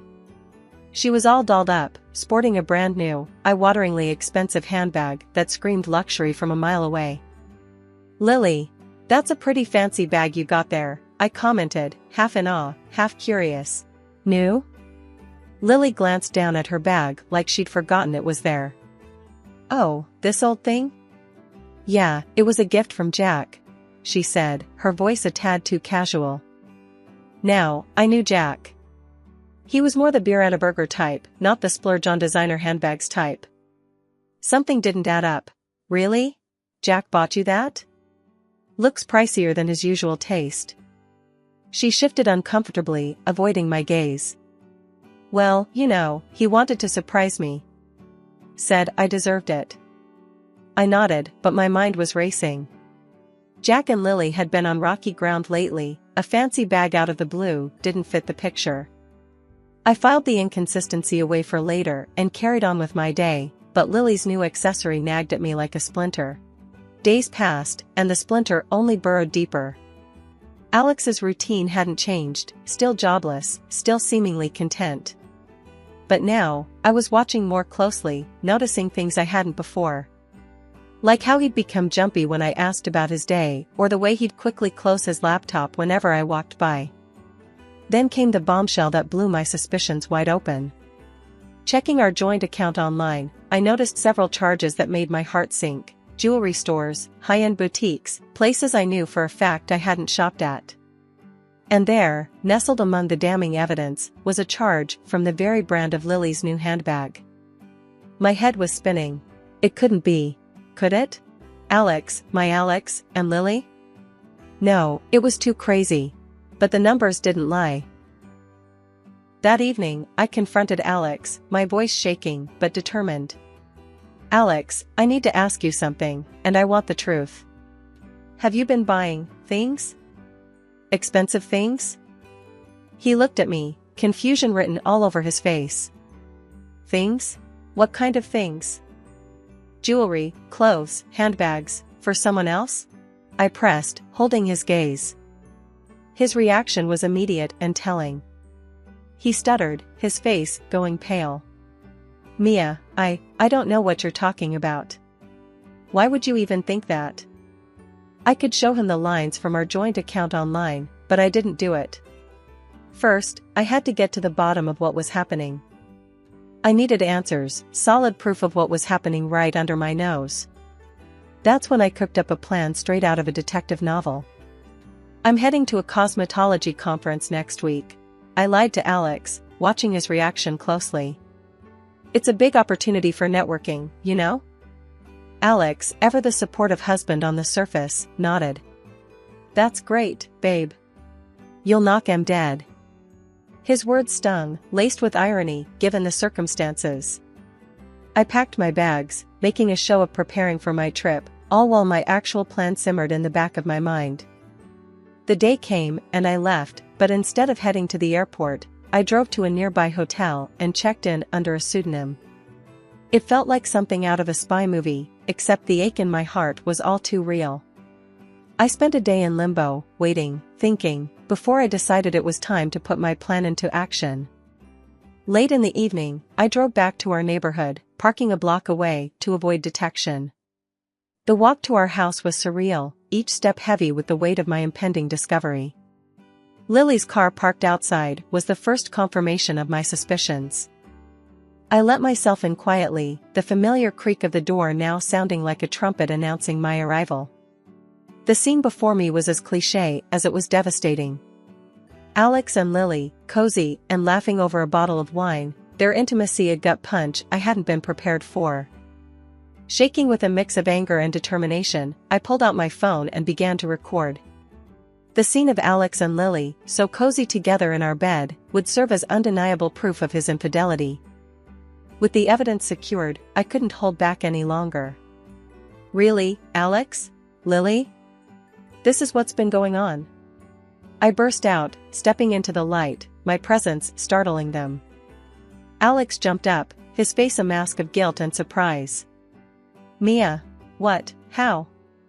Lily, ever the cool one, just shrugged, though her eyes couldn't hide the panic. Mia, darling, this isn't what it looks like. I laughed, a sound bitter and cold. Isn't it? Because it looks exactly like my husband and my best friend stabbing me in the back. Alex tried to approach me, his hands outstretched as if he could wipe away the betrayal with a touch. Mia, please, let me explain. I stepped back, my resolve hardening. Save it, Alex. I've seen enough. And you? I turned to Lily. you're a real piece of work. Enjoy the bag?" The silence that followed was deafening. Alex's excuses fell on deaf ears, and Lily's attempts at justification only fueled my resolve to end this farce once and for all. After the dust settled from the betrayal, I didn't waste any time mourning over spilled secrets. I hit the ground running, lawyer on speed dial, ready to untangle the mess Alex had left behind. The prenup my mom had practically arm-twisted me into signing was about to pay off in ways I hadn't even imagined. "So, we're clear on the terms, right?" I asked my lawyer over the phone. "He can't touch the house or any of my earnings." "The prenup's tight on that." "Absolutely," my lawyer assured me, his voice a beacon of confidence in the murky waters of divorce proceedings. "The agreement is ironclad. Plus, with the evidence of infidelity, we're on solid ground." Filing for divorce felt like ripping off a band-aid. Painful, but necessary. And with the prenup shielding me, I went for the jugular. Not only did I keep the house, but I also slapped Alex with a demand for financial compensation for his little escapade. The court didn't blink before siding with me. Turns out, betrayal comes with a price tag, and Alex was about to foot the bill. But I didn't stop there. Lily, the so-called friend who'd played me for a fool, found herself in the crosshairs next. I had receipts, literal and metaphorical, showing every penny Alex had blown on her with my hard-earned cash. So, I demanded restitution. The look on her face when she got served was worth every penny I spent on legal fees. In the end, Lily had to cough up an impressive sum, a small consolation for the trust she'd trampled on. Meanwhile, her husband, Jack, got wind of the whole sordid affair. He filed for divorce quicker than you could say adultery, leaving Lily to stew in the mess she'd made. When Lily tried to pin the collapse of her marriage on me, I couldn't help but laugh. "Honey, if you're looking for the person who wrecked your life, grab a mirror." Months have flown by since the whole divorce drama unfolded. Life's got a funny way of moving on, even when you think it's gonna be stuck in the mud forever. Through the grapevine, I heard Alex had to skip town, drowning in debt after forking over the compensation he owed me. He never did find another job. Can't say I'm surprised, but I ain't losing sleep over it either. Now, I'm living a whole new chapter. I took the plunge and opened my own cosmetology office right near the house. Every day, clients come in, looking for a bit of sparkle, and I'm more than happy to give it to them. Business is booming, and I'm doing what I love, on my own terms. There's a satisfaction in that, a sense of achievement that no one can take away from me.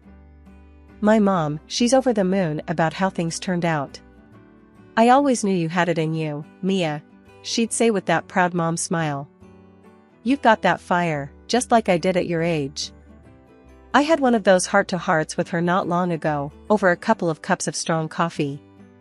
"Mom, remember when you pushed for that prenup? Gotta say, that was a lifesaver." She just chuckled, sipping her coffee. "Honey, I've seen a thing or two in my time. Always better to be prepared." It got me thinking about how life's full of these little twists and turns. You think you're headed straight down one path, and then bam, you're taking a sharp left into the unknown. But here I am, navigating it, making it mine. As I lock up for the night, I take a moment to breathe in the quiet of my little corner of the world. I've got plans, dreams bigger than before. And for the first time in a long while, they feel entirely within reach. Life threw me a curveball, but I swung back harder. Here's to new beginnings, to fighting for your dreams, and to standing tall, no matter the storm.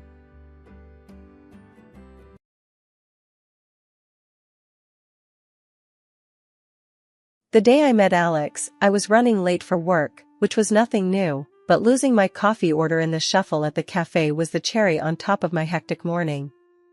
As I stood there, trying to argue with the barista that I hadn't ordered a double-shot espresso, but a simple latte, this guy stepped in with a smirk, holding up the wrong cup like a peace offering. "Looks like I got your order by mistake," he said, his voice smooth and confident. "Sorry about that. Let me make it up to you by buying your correct order. What were you having?"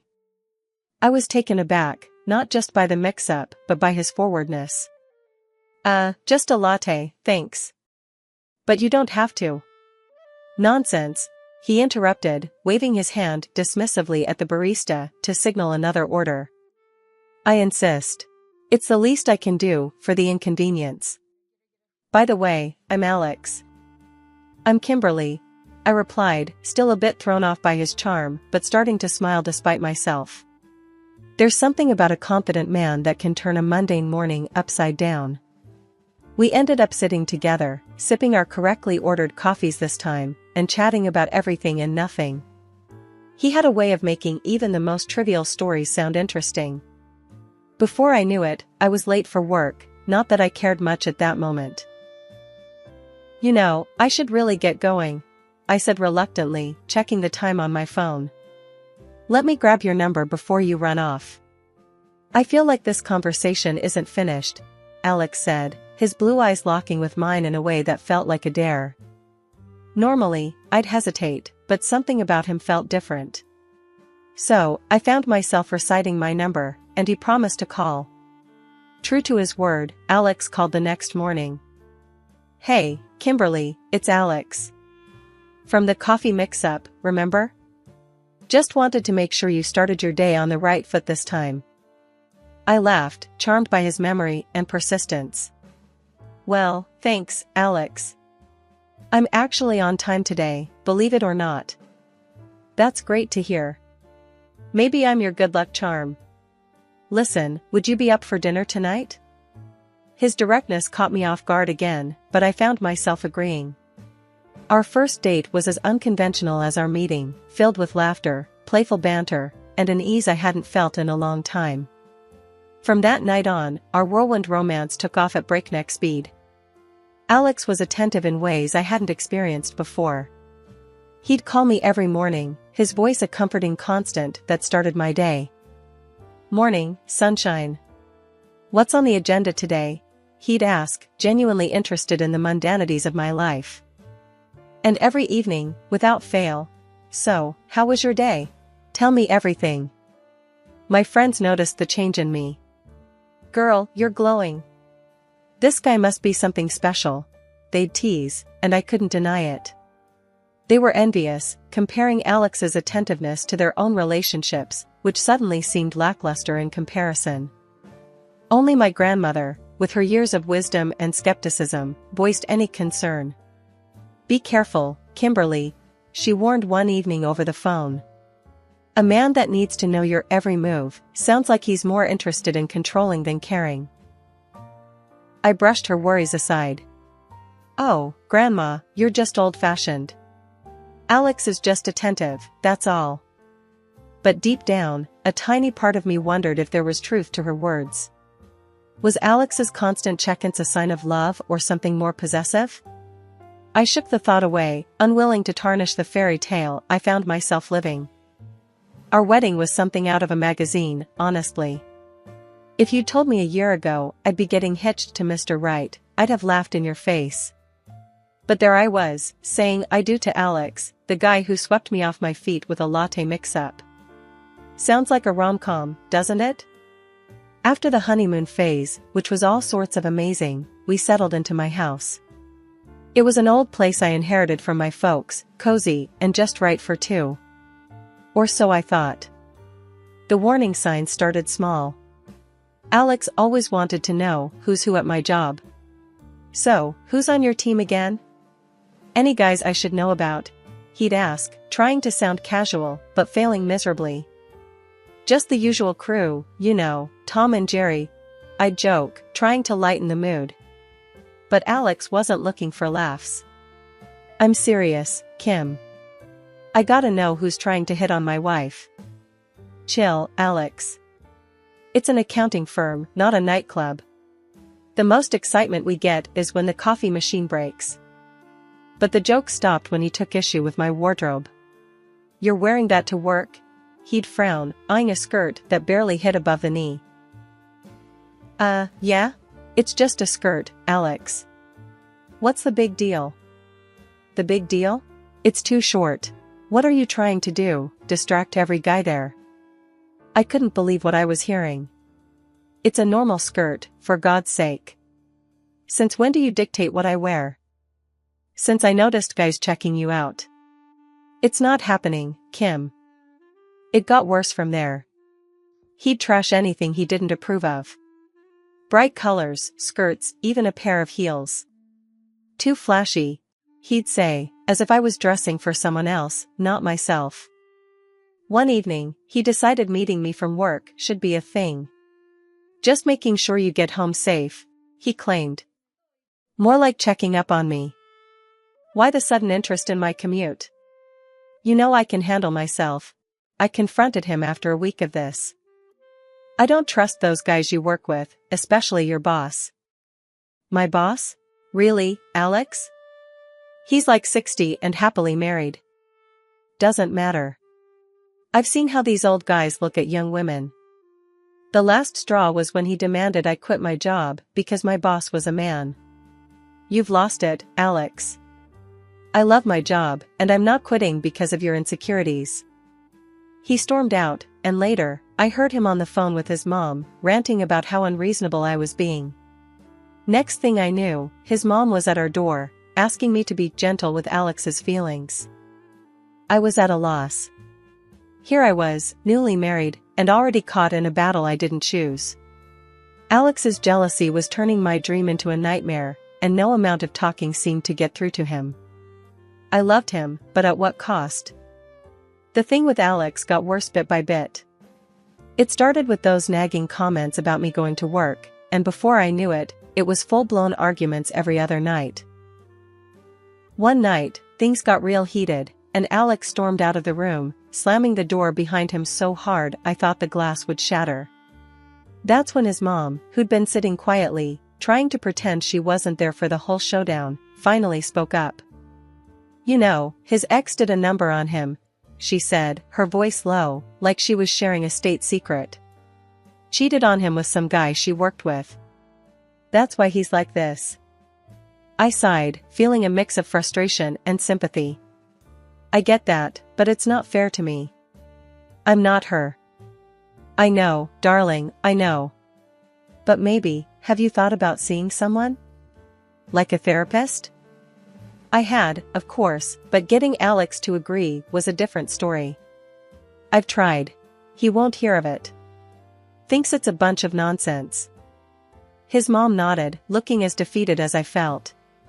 He's stubborn, always has been. But something's gotta give, Kimberly.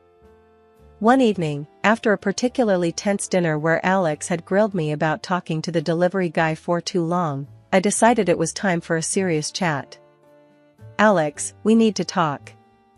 This, whatever this is, it's not healthy, I started, trying to keep my voice steady. What's not healthy? Me caring about my wife? He scoffed, crossing his arms defensively.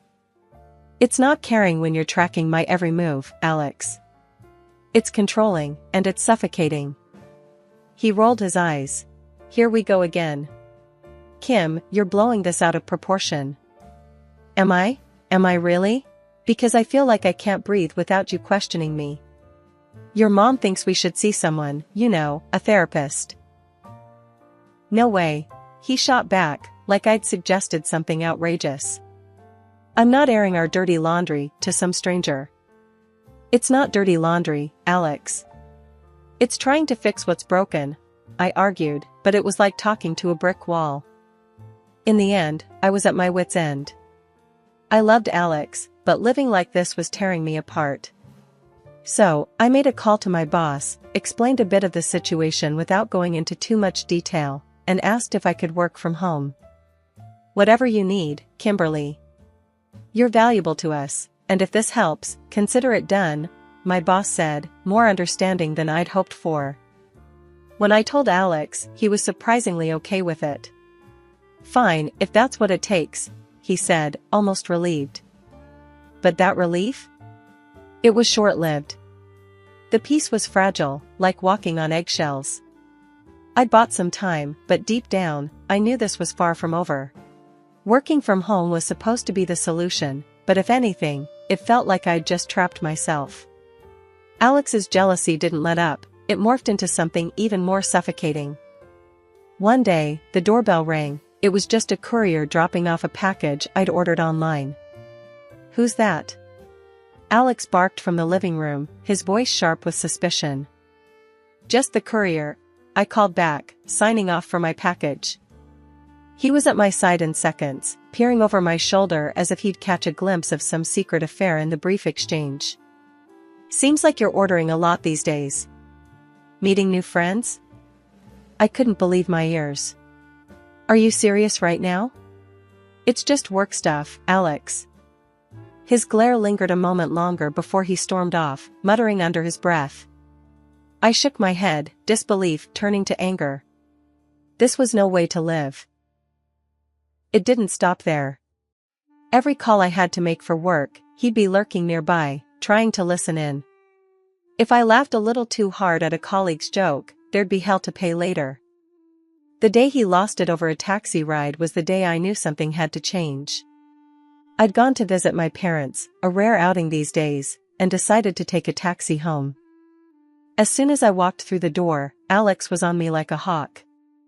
"Who was that guy?" he demanded, his eyes wild. "The taxi driver, Alex." "What on earth are you on about?" "Don't play dumb, Kimberly. I saw you, laughing and chatting with him. Planning your next rendezvous?" My jaw dropped. "You can't be serious." He was just being polite. You know, small talk? The thing normal people do? His accusations were ridiculous, but they hurt all the same. It was clear he didn't trust me, not one bit. And then, the final straw, I caught him snooping through my phone one evening, looking for evidence of an affair that existed only in his head. "That's it, Alex." I exploded, snatching my phone from his hands. "I can't do this anymore. Your jealousy is out of control." He tried to apologize, begging me on his knees, promising he'd change. I wanted to believe him, God, I did. But I couldn't live like this, walking on eggshells in my own home. Just when I thought things couldn't get worse, they did. I started noticing a car following me. To the grocery store, to my parents' house, even to the hairdresser. The same car, every time. My stomach twisted every time I saw it in the rearview mirror. I called the police, and they pulled the car over one day after I left the gym. Inside, they found a guy with a camera, a notebook full of my daily routines, and a file with my picture on top. He was a private detective, hired by Alex. I confronted Alex when I got home. "A detective, Alex? Really? Is this what it's come to?" He tried to explain, to justify himself, but I was done listening. "You need help, Alex, but not from me. Get out of my house. We're done." He begged, pleaded, but I was firm. "No, Alex. It's over. I'm filing for divorce." And just like that, the man I once loved was out of my life. The locks were changed, his stuff packed up and left on the porch. I was alone, truly alone, but for the first time in months, I felt like I could breathe. The doorbell rang unexpectedly one afternoon, pulling me away from a pile of work. I sighed, not in the mood for visitors, but curiosity nudged me to check. Through the peephole, I saw Alex's mother, her eyes swollen from crying, her hands nervously clasped together. Reluctantly, I opened the door. "Kimberly, can we talk?" she asked, her voice shaky. I hesitated, then stepped aside. "Sure, come in." The tension was palpable as we sat across from each other in the living room. "I heard about everything. Alex told me," she started, avoiding my gaze. I crossed my arms, steeling myself. "I'm guessing he didn't tell you everything, or you wouldn't be here." She sighed. "He's my son, Kimberly. I just want to help him. To help you both, if I can." I shook my head, a bitter laugh escaping. "Help? By convincing me to take back a man who hired a detective to spy on me? Who doesn't trust me?" She flinched at the harshness of my words, but pressed on. "He's sick, Kimberly. He needs therapy, not abandonment." "And what about what I need?" My voice rose, frustration boiling over. Do I just forget about my own peace of mind for Alex's sake? The room fell silent, the weight of our shared pain hanging heavy between us. I didn't know it was this bad, she finally whispered, tears rolling down her cheeks. I sighed, the anger draining from me as I saw the genuine concern in her eyes. I can't be his keeper, his therapist. I've tried, but it's killing me. She nodded, understanding dawning on her face. I'm sorry, Kimberly. I truly am. I just wanted to fix things, but I see now that it's not my place. After his mom left, things didn't get quieter. If anything, they cranked up a notch. Alex started calling me, over and over. Sometimes it was just to check if I was home, other times he'd drop hints, asking if I was out with someone. Just wondering where you're at, he'd say, a thin veil of casualness in his voice. One evening, while I was trying to relax with a book, my phone buzzed. It was him, again. Hey, just checking in. You home tonight? Yeah, Alex, like I've been every night this week, I replied, my patience wearing thin. Alright, just asking. No need to get defensive, he shot back before hanging up. Not an hour later, I saw a shadow outside my window. Curious and a bit unnerved, I peeked through the blinds. There he was, Alex, just strolling back and forth like he had every right to be there, glancing towards my house every so often. My heart raced, a mix of fear and anger bubbling up. The next day, I called my grandma, needing someone to talk to, someone who'd understand. Kimberly, dear, you can't just wish this sort of thing away. He's shown you who he is. You need to protect yourself now, she advised, her tone serious. I know, but calling the police. It feels so final, I said, the words catching in my throat. Sometimes, final is what you need to be safe. Don't let your heart cloud your judgment, she urged, her concern palpable even through the phone. We talked a bit more, but by the end of the call, I was no more ready to dial the police than I had been before. It was a step I wasn't sure I could take, not yet. But with Alex's shadow looming larger and larger, I was running out of excuses not to. It was an ordinary afternoon until there was a knock at my door. Standing there was Alex's boss, Mr. Johnson, clutching a stack of documents. Is Alex here? I need him to see these, he said, looking past me as if expecting Alex to appear any second. No, he's not. He doesn't live here anymore, I explained, trying to hide the discomfort. But you can come in for a moment if you'd like. I can get him to call you? Mr. Johnson seemed surprised but accepted the offer. Well, sure. That'd be kind, thank you. As I put the kettle on for tea, chatting awkwardly about nothing in particular, a glow caught my eye through the kitchen window. It was bright, too bright. I rushed to the window, my heart dropping as I saw flames engulfing a car, Mr. Johnson's car. Without thinking, I ran outside, and there was Alex, a triumphant smile plastered across his face, watching the car burn. Look at how your lover's car is burning. That's for trying to replace me. He laughed, as if he'd done something heroic. I was speechless, horror-struck at the sight and his chilling laughter. Alex, what have you done? His grin faltered when Mr. Johnson came barreling out of the house, documents forgotten. My car? What the, Alex? The confusion and shock on his face mirrored my own. Alex's laughter died, his face draining of color as he realized who the car belonged to. I thought, he stammered, backing away as the reality of his actions hit him. Mr. Johnson was livid, his voice thundering. You thought what? That setting my car on fire was a good idea? You're done, Alex. Fired. Don't even think about showing up at the office again. Alex fell to his knees, pleading. Please, no, I didn't mean, I thought she was seeing someone. I got it all wrong. But Mr. Johnson was already dialing the police, his voice steady as he reported the arson. Alex's pleas fell on deaf ears. The courtroom was a stage set for drama, the air thick with anticipation and the weight of impending justice.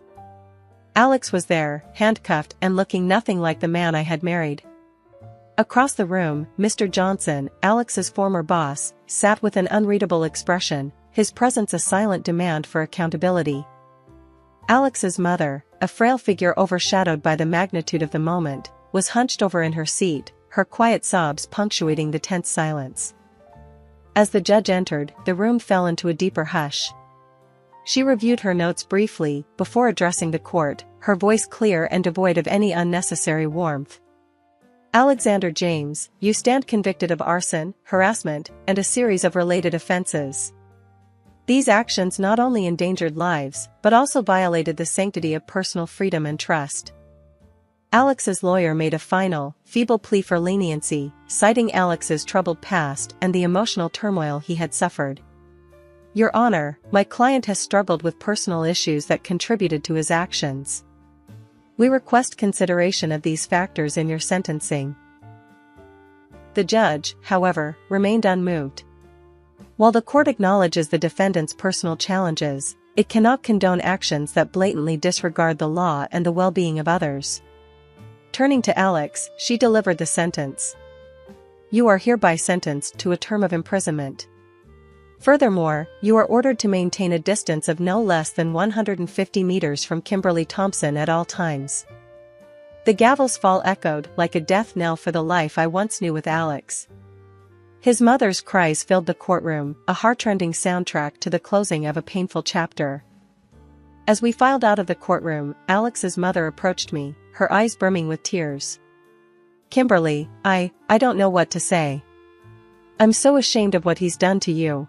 She stuttered, her voice breaking. Mrs. James, you don't need to apologize for Alex.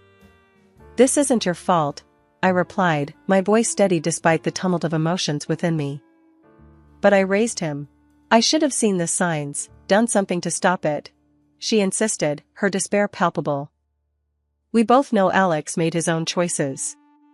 Blaming yourself won't change what happened, I said, placing a comforting hand on her shoulder. After the dust settled and I took stock of the wreckage left behind, it hit me hard. I was carrying around a lot more than just bad memories. Fear had seeped into my bones, coloring the way I saw the world and especially men. Acknowledging that was tough, but it was also the first step on a long road back to myself. I decided to see a psychologist, Dr. Lewis. The thought of spilling my guts to a stranger was daunting, but something had to change. Kimberly, it's good to see you. Dr. Lewis greeted me with a warm, reassuring smile during our first session.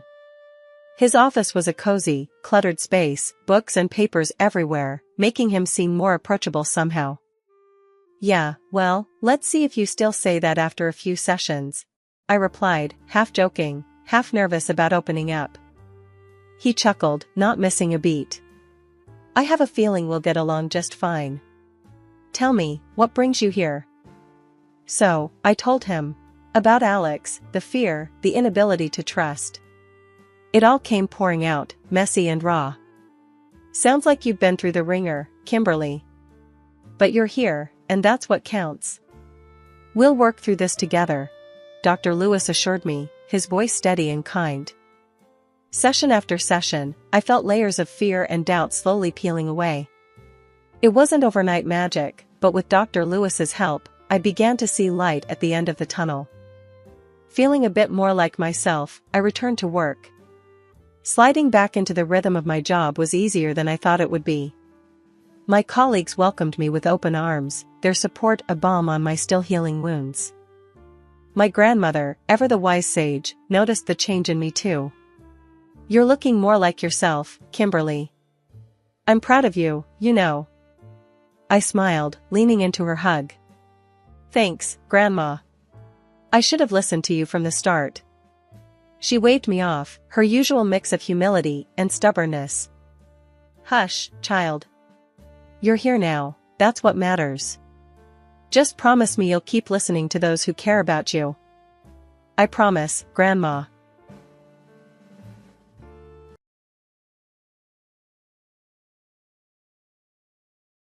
Life in my small hometown was as straightforward as it gets. My parents, John and Mary, were the rock-solid types, not much for fancy words or big dreams, but when it came to love and education for me and my brother Mike, they were all in. I guess you could say I had a pretty normal life, working as an insurance agent. It wasn't exactly thrilling, but it paid the bills. Then, along came Alex. He was different from the guys around town. He had this way of seeing the world that just pulled you in. We hit it off immediately, and before I knew it, we were planning a wedding. My job didn't seem all that important anymore, especially when we found out I was pregnant. I decided to quit and focus on our family. Alex was over the moon about it, always saying how he wanted our kids to have one parent around full-time. We ended up moving closer to Alex's parents, just a 5-minute walk away. He thought it'd be great, having family so close to help out with the baby and stuff. I wasn't exactly thrilled, but I agreed. That decision would come back to bite me in ways I couldn't have imagined, all thanks to Mrs. Anderson, my mother-in-law from hell. Mrs. Anderson had this idea of a perfect daughter-in-law, and let me tell you, I wasn't it. The woman had a comment for everything I did, from the way I washed the dishes to how I decided to stay home and raise our kid. One day, I was in the kitchen, trying to make sense of her latest critique on my lasagna, when Alex walked in. He found me muttering to myself about how to properly layer noodles according to the gospel of Mrs. Anderson. "What's got you talking to the pasta, Em?" he asked, trying to hide his amusement. "Your mom," I huffed, not looking up from the dish. "Apparently, I can't even make lasagna right. It's too, what did she call it? Unorthodox."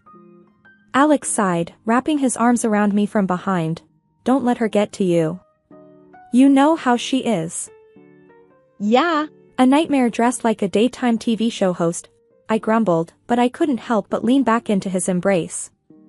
"It'll get better, you'll see. She just needs to get used to how things are now," he said, always the optimist. "Get used to it? Alex, she treats me like I'm the latest in a long line of disappointments she's had to endure. Next, she'll be telling me how to breathe correctly," I said, exasperated.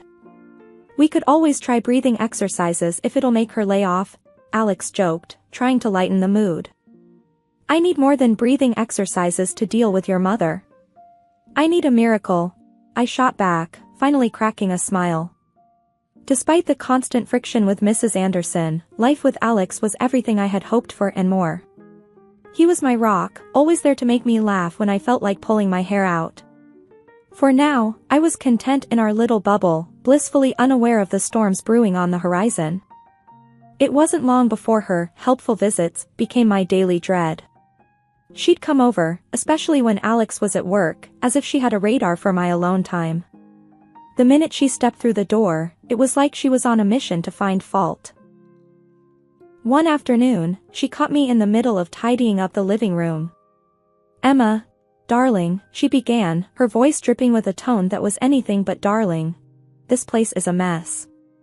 Do you even know how to clean properly?" I bit my tongue, counting to 10 in my head. "I'm doing the best I can, Mrs. Anderson," I replied, trying to keep the peace. "And these dishes," she continued, not missing a beat as she moved to the kitchen. "Look at these spots. When I was your age, I worked a full-time job and still kept the house spotless." There it was, the age-old lecture on how I was doing everything wrong. I clenched my jaw, feeling my frustration rise. "Times have changed, Mrs. Anderson. I do work, taking care of your grandson and this home. That's no excuse for living off my son and wasting his money," she snapped back, her words like venom. I had heard enough. "Look, I appreciate your concern, but I'm not idling. Alex and I agreed on this arrangement. It's our decision, not just mine." Her eyes narrowed. "A real woman knows how to balance work and home. You're just taking the easy way out." The argument was going nowhere, and I knew it. "If you're done inspecting, I have a lot to do," I said, my voice cold. She huffed, clearly displeased, but finally started heading towards the door.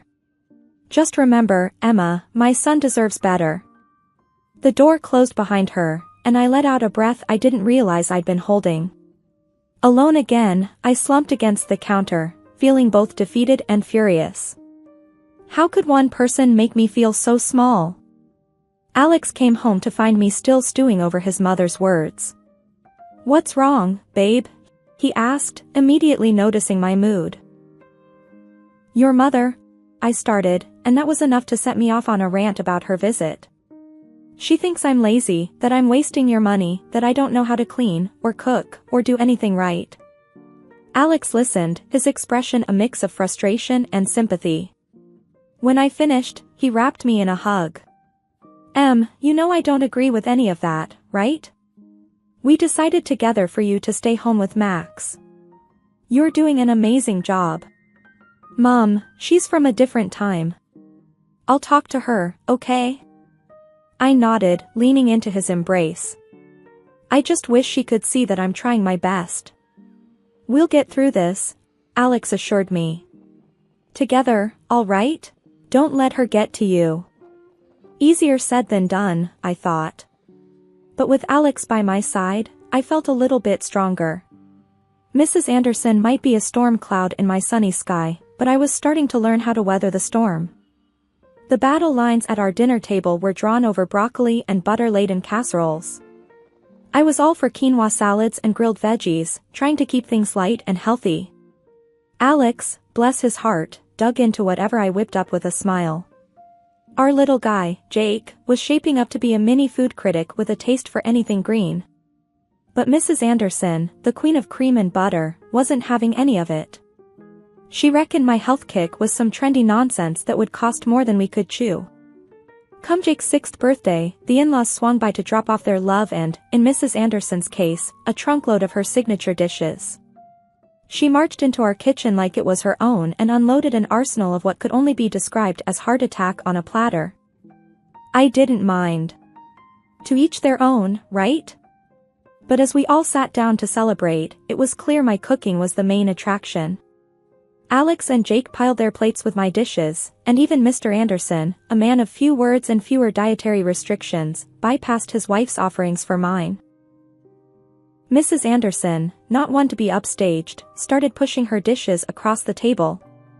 "Try some of this, it's got real flavor," she insisted, her voice laced with a challenge. Alex, ever the diplomat, tried to let her down easy. "Mom, your food's great, but it doesn't agree with me lately. Emma's been cooking lighter, and it's been easier on my stomach." Even Mr. Anderson chimed in. "I get enough of these heavy meals at home. It's nice to have something different." You could see the storm brewing in Mrs. Anderson's eyes. She was about as pleased as a cat in a bath. Without another word, she stood up, her cheeks a shade of tomato, and made some excuse about forgetting something in the oven at home. She was out the door before dessert, leaving a cloud of tension in her wake. After the door clicked shut, Alex let out a low whistle. "Well, that went smoothly," he said, sarcasm thick in his voice. We all shared a laugh, but I couldn't shake the feeling that this was far from over. Mrs. Anderson had a way of holding grudges like they were prized possessions. As the evening wound down, and we said Goodbye to the last of the guests, I caught Alex watching me with a look that was half admiration, half concern. "You okay?" he asked, wrapping an arm around my shoulders. I leaned into him, the chaos of the day melting away. "Yeah, "I'm good. Your mom might be a hurricane, but I've got my storm shelter right here." He chuckled, kissing the top of my head. "That's my girl. Just remember, we're in this together. Team us against the world."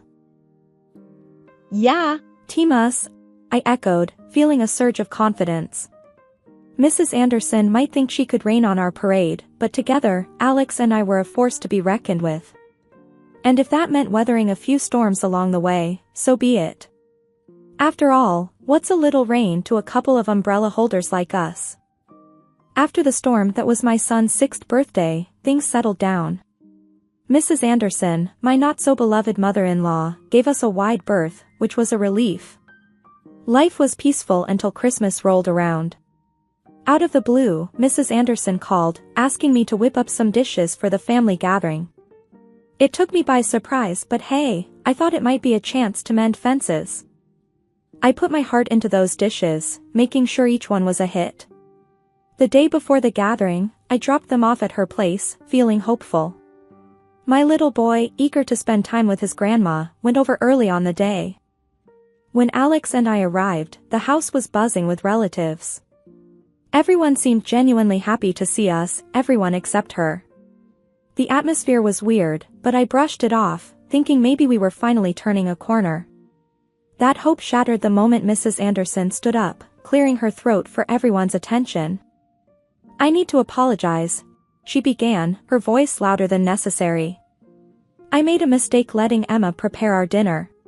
I felt every eye in the room on me, confusion and embarrassment flushing my cheeks. What was she on about? She made a show of tasting my dish, then dramatically spat it out. "See? Inedible," she announced, urging others to try and see for themselves. My heart sank as I watched relatives hesitantly taste my food, their expressions turning sour. It didn't make any sense. I tasted those dishes, they were fine. "What's going on?" I whispered to Alex, who looked as baffled as I felt. He shrugged, at a loss. "I don't know, Em. This isn't right." Mrs. Anderson was basking in the drama, a smug look on her face as she watched the scene unfold. "I'm so sorry you all had to taste that. I have no idea what Emma was thinking." Encouraged by her performance, other relatives hesitantly followed suit, tasting the food and then sharing looks of disappointment. Murmurs of agreement spread around the table like wildfire, with people politely pushing their plates away. The mood shifted, with everyone suddenly becoming a critic, suggesting that what I'd brought to the table was less a feast and more a fiasco. Just as the embarrassment was about to swallow me whole, my husband's cousin, Mike, tried to lighten the mood. "Hey, don't sweat it," he said, clapping me on the back with a half-hearted chuckle. "We all botch it up in the kitchen now and then.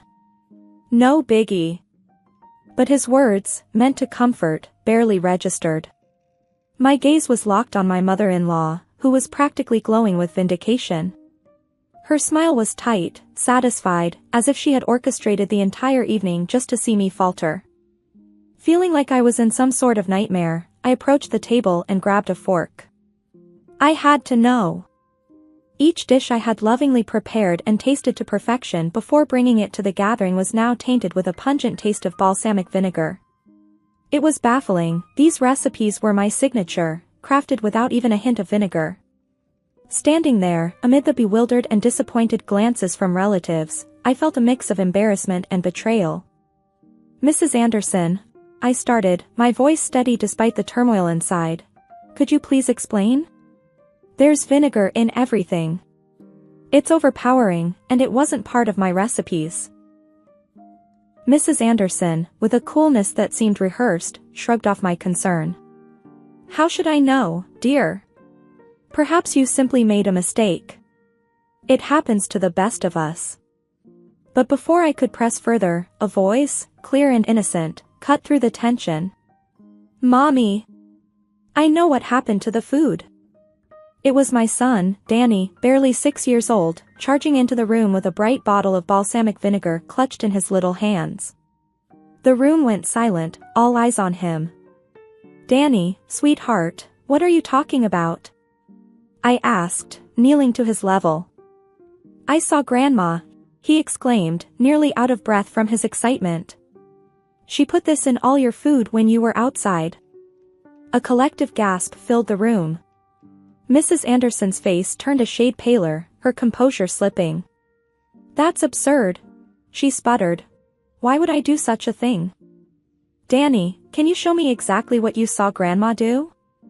I asked, trying to keep my voice calm despite the storm of emotions raging inside me. With the seriousness of a judge, Danny walked over to the table, pointing the bottle at each dish I had made. "Here, and here, and here," he announced, his finger moving from one dish to the next. After the whole fiasco with the dishes and Danny's bold claim, the room was as tense as a coiled spring. I couldn't have been prouder of my little guy for speaking up, his honesty shining like a beacon in that stormy evening. "That's my boy," I said, ruffling his hair gently. Kids his age have a knack for seeing things clearer than us adults sometimes.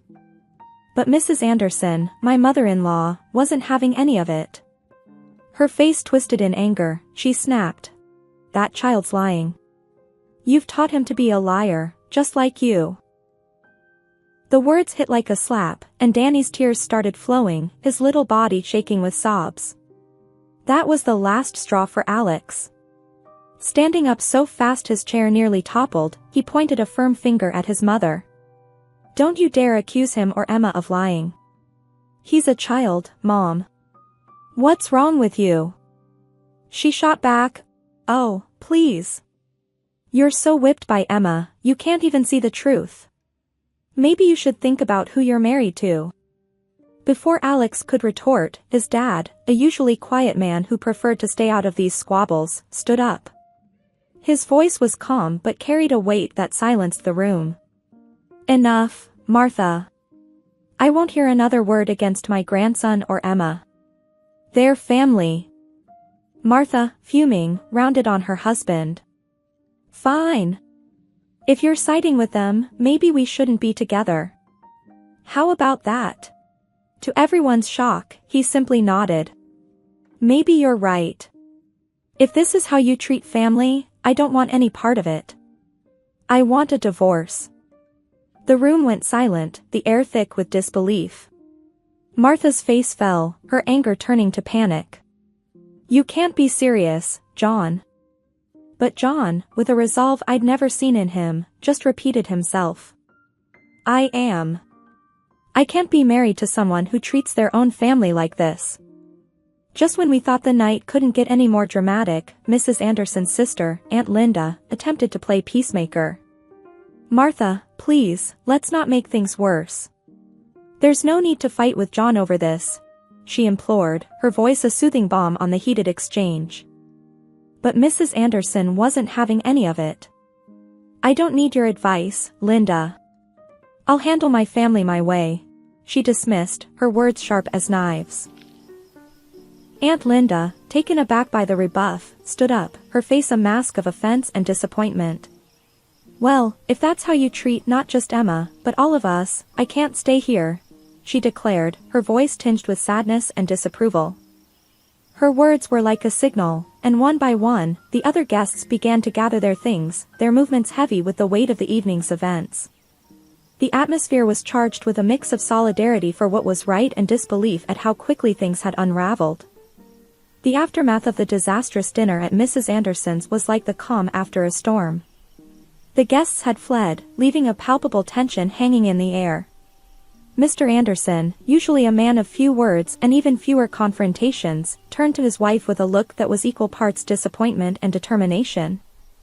"Martha, this is the last straw," he said, his voice steady but laced with an undeniable weariness. "Your selfishness, your intolerance. I've had enough. I'm done putting up with it. I'm leaving this house tonight." The words seemed to hit Mrs. Anderson like a physical blow.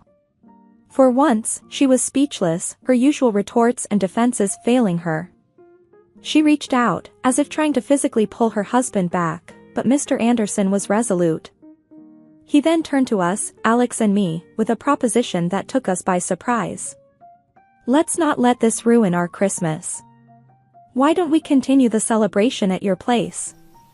Emma, I know you had more of those wonderful dishes prepared." The offer was like a beacon of hope, a chance to salvage what was left of the evening. "Absolutely, we'd love to have everyone over," I replied, my heart swelling with gratitude for the unexpected solidarity. In a flurry of activity, I called the guests who'd left, explaining the sudden change of venue and inviting them to join us at our house. To my relief and delight, everyone agreed, their spirits lifted by the promise of a more welcoming atmosphere. As we all reconvened at our home, the earlier tension seemed to melt away, replaced by warmth and laughter. The living room was filled with chatter and the clinking of glasses, as I brought out dish after dish of the food I'd originally prepared with so much love. The compliments flowed as freely as the wine, and I couldn't help but feel a sense of pride and vindication. Alex and his father pitched in, making sure everyone was comfortable and well-fed, while Danny, ever the center of attention, regaled our guests with tales of his school adventures. It was, against all odds, turning into a wonderful Christmas. As the evening drew to a close, and our guests started to leave, each one made a point to thank us for the lovely time, their earlier discomfort forgotten. Mr. Anderson stayed behind, helping us clean up, his earlier resolve softened by the evening's successes but still determined to follow through with his decision. Mrs. Anderson, meanwhile, spent the night alone, a consequence of her actions and choices. It was a somber reminder that the spirit of Christmas, of family and togetherness, couldn't be forced but had to be nurtured with kindness and understanding. That Christmas, while it started with division and discord, ended with unity and joy.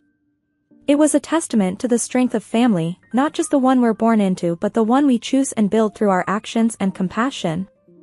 And as I looked around at the happy faces of our impromptu gathering, I knew that, despite everything, we had indeed had a great evening. In the wake of the Christmas upheaval, life took a turn I never would have guessed. Mr. Anderson went through with the divorce, leaving Mrs. Anderson on her own. Then, out of the blue, she called me, her voice a mix of desperation and hope, asking if I could somehow bridge the gap between her and Mr. Anderson. I just can't. I told her firmly, my mind flashing back to the pain in my son's eyes when she called him a liar. What you did to Danny, to all of us. I can't just forget it. So, there she was, moving out of the house she'd lived in for years, into a rented apartment that was a far cry from the comfort she was accustomed to. Her savings were thin, and the allowance from Mr. Anderson barely covered the essentials. Last I heard, she'd started working part-time at a local store, a reality she never imagined for herself. One evening, while Alex and I were clearing up after dinner, I brought it up. Can you believe she's working at the store now? I mused, not sure how to feel about it. Alex leaned against the counter, drawing a plate. Yeah. I heard. Hard to believe, right? But, honestly, it feels like karma in a way. Her actions, everything that led to this. It's like she's finally facing the consequences. I nodded, the sponge in my hand pausing on a stubborn spot. I do feel bad, on some level. But then I remember Danny's face that night, and my sympathy just fades. Yeah. Alex sighed, setting the plate aside. It's a tough situation all around. But she did bring it on herself. All those years of bitter comments and manipulative behavior. It's sad, but maybe this will be a wake-up call for her. We shared a quiet moment, the complexity of family ties weighing heavily between us. Do you think she'll change? I asked, genuinely curious about his take. Alex shrugged, a hint of sadness in his eyes. I hope so, for her sake. But people only change if they want to, not because we want them to. All we can do is move forward and make sure our little family stays strong, surrounded by love and respect. His words, simple yet profound, resonated with me. The saga with Mrs. Anderson was a stark reminder of how fragile relationships could be, and the importance of nurturing them with kindness and honesty. As we finished up in the kitchen and settled down for the evening, I felt a sense of peace. Despite the trials, our family had emerged stronger, more united. The future was uncertain, but as long as we had each other, we could face whatever came our way with grace and resilience.